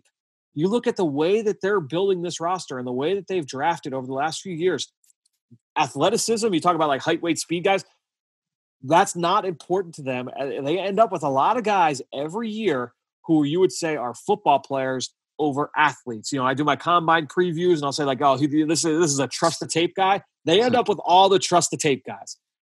You look at some of the guys that they've taken, really just going back just the last couple of years, they all kind of fit that bill. And you mentioned Harrison Smith, but you talk about Cody Ford and Devin Singletary, Harrison Phillips. Certainly you would say that about Wyatt Teller from Virginia Tech. Voshon Joseph didn't test as well as people thought he was going to. Jaquan Johnson, the safety from Miami, didn't test like everyone thought he was going to. Tyron Johnson, the corner from Weber State. Saran Neal from Jacksonville State. These guys are playing for them. They're getting quality snaps. They're contributors. But they're they're good football players that just didn't test all that great. And that's to me, like, I think when you look at AJ Epinesa, I don't know if they're going in and targeting, hey, who are the guys that look athletic on film but just didn't perform well out in Indianapolis, and those are the guys. I don't think that's it. I just think that they don't value the athletic measurables as much as everybody else. So they end up with a bunch of these guys on day 2 and day 3. I think Epinesa kind of fits that bill. You mentioned, they signed Mario Addison. They lose Lorenzo Alexander to retirement. They lose Shaq Lawson in free agency. To get a guy like Epinesa, who to me was a first-round quality player, to get him, 54th overall, huge win for that team. All right, let's go to day 3. My day 3 standout for this team was Dane Jackson, their final pick in the 7th round. I feel like he fits that scheme to a T. He kind of fits into that profile that we just talked about. He's not a guy that's going to wow you on the stopwatch, but instinctive player, tough, competitive player. Before, what was it, a few weeks before the draft, we were talking about Cam Dantzler going to the Bills. I made that was my prediction. Like, I think Cam Dantzler is going to be the 2nd round pick for the Buffalo Bills. This was why, because Dantzler was that guy, right, that didn't test great at the combine, but looked good on film. I feel like Dane Jackson, a little bit of a poor man's Cam Dantzler. I think he makes that roster and ends up being a nice player for them. Am I remembering this correctly? Did you think he reminded you of a little bit of a Jalen Mills type of player? He did. He reminded me a lot of Jalen Mills. I thought there were a lot of similarities to the way that they played in terms of just like the build, the body type, but then also the play personality, just the way he carried himself, his posture, like everything. I thought he kind of reminded me of Jalen Mills. I think you told me that back in November, and I wrote that down in my comp section, just wrote Fran, and I have nothing else, so I guess I really like that. I'm glad it stuck with you. Yeah, but I like that pick. I really like them picking Zach Moss. Yeah. I think they need that complementary player to Devin Singletary. Frank Gore is obviously gone. Zach Moss is a guy that's, there's no two ways about it. He's looking to go through you. And I think just having that kind of thunder and lightning is great. But he was a 3rd round pick. But my day 3 guy, I really like Gabriel Davis out of Central Florida. He's a good size receiver. He's 6'2", 216. 2 names I've written down, Alshon Jeffrey and Dante Moncrief. And now he ran 4.54, but that's okay. That doesn't mean he's some underneath guy. This is a guy that was very, very good down the field, very good taking the top off the defense, had 16 receptions downfield. That was 4th most in the country this past year, only trailing some of the who's who, like Jamar Chase at LSU. 5 drops on 130 targets this past year. This is a guy that can win down the field with big hands, big mitts, can move the chains for you.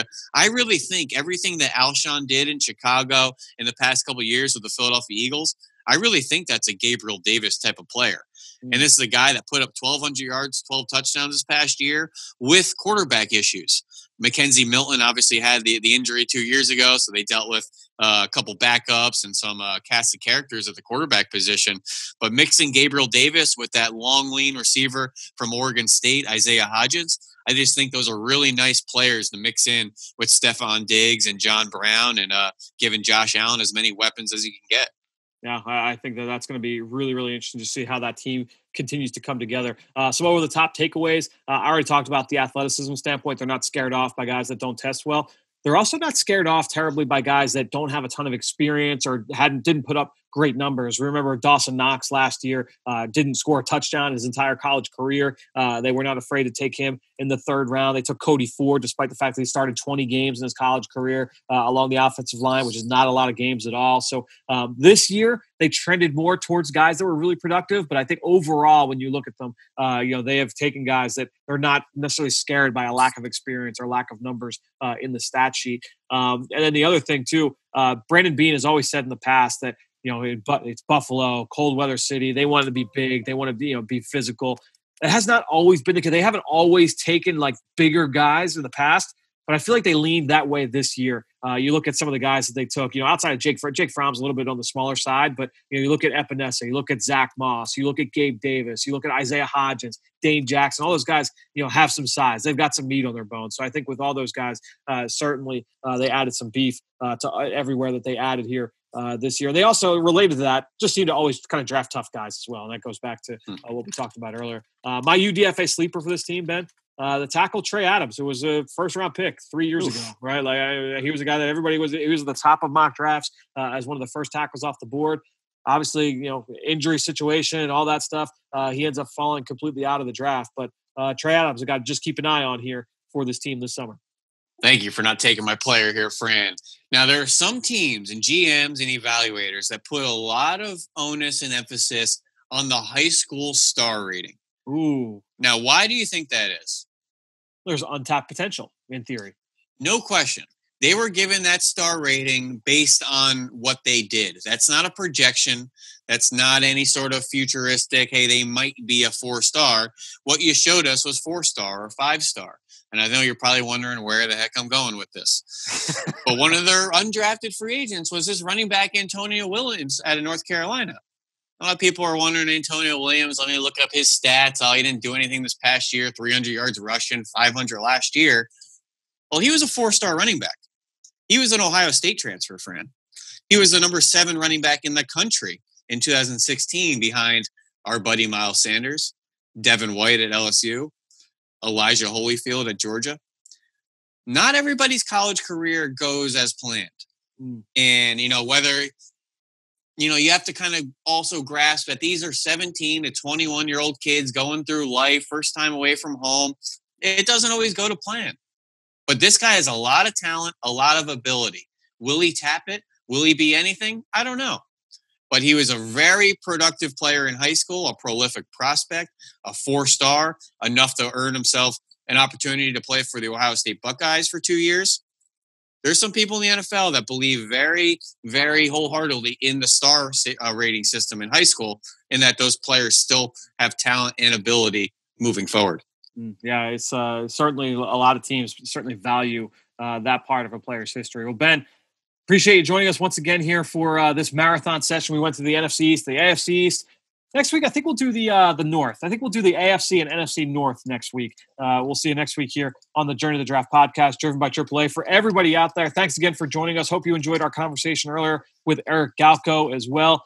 Really fun conversation diving into his history and his background as a talent evaluator. Such an interesting story there with Eric Galko. All right, that'll do it. Another show in the books here on the Journey to the Draft podcast, driven by AAA. For Ben Fennell, I'm Fran Duffy. We will talk to you next week.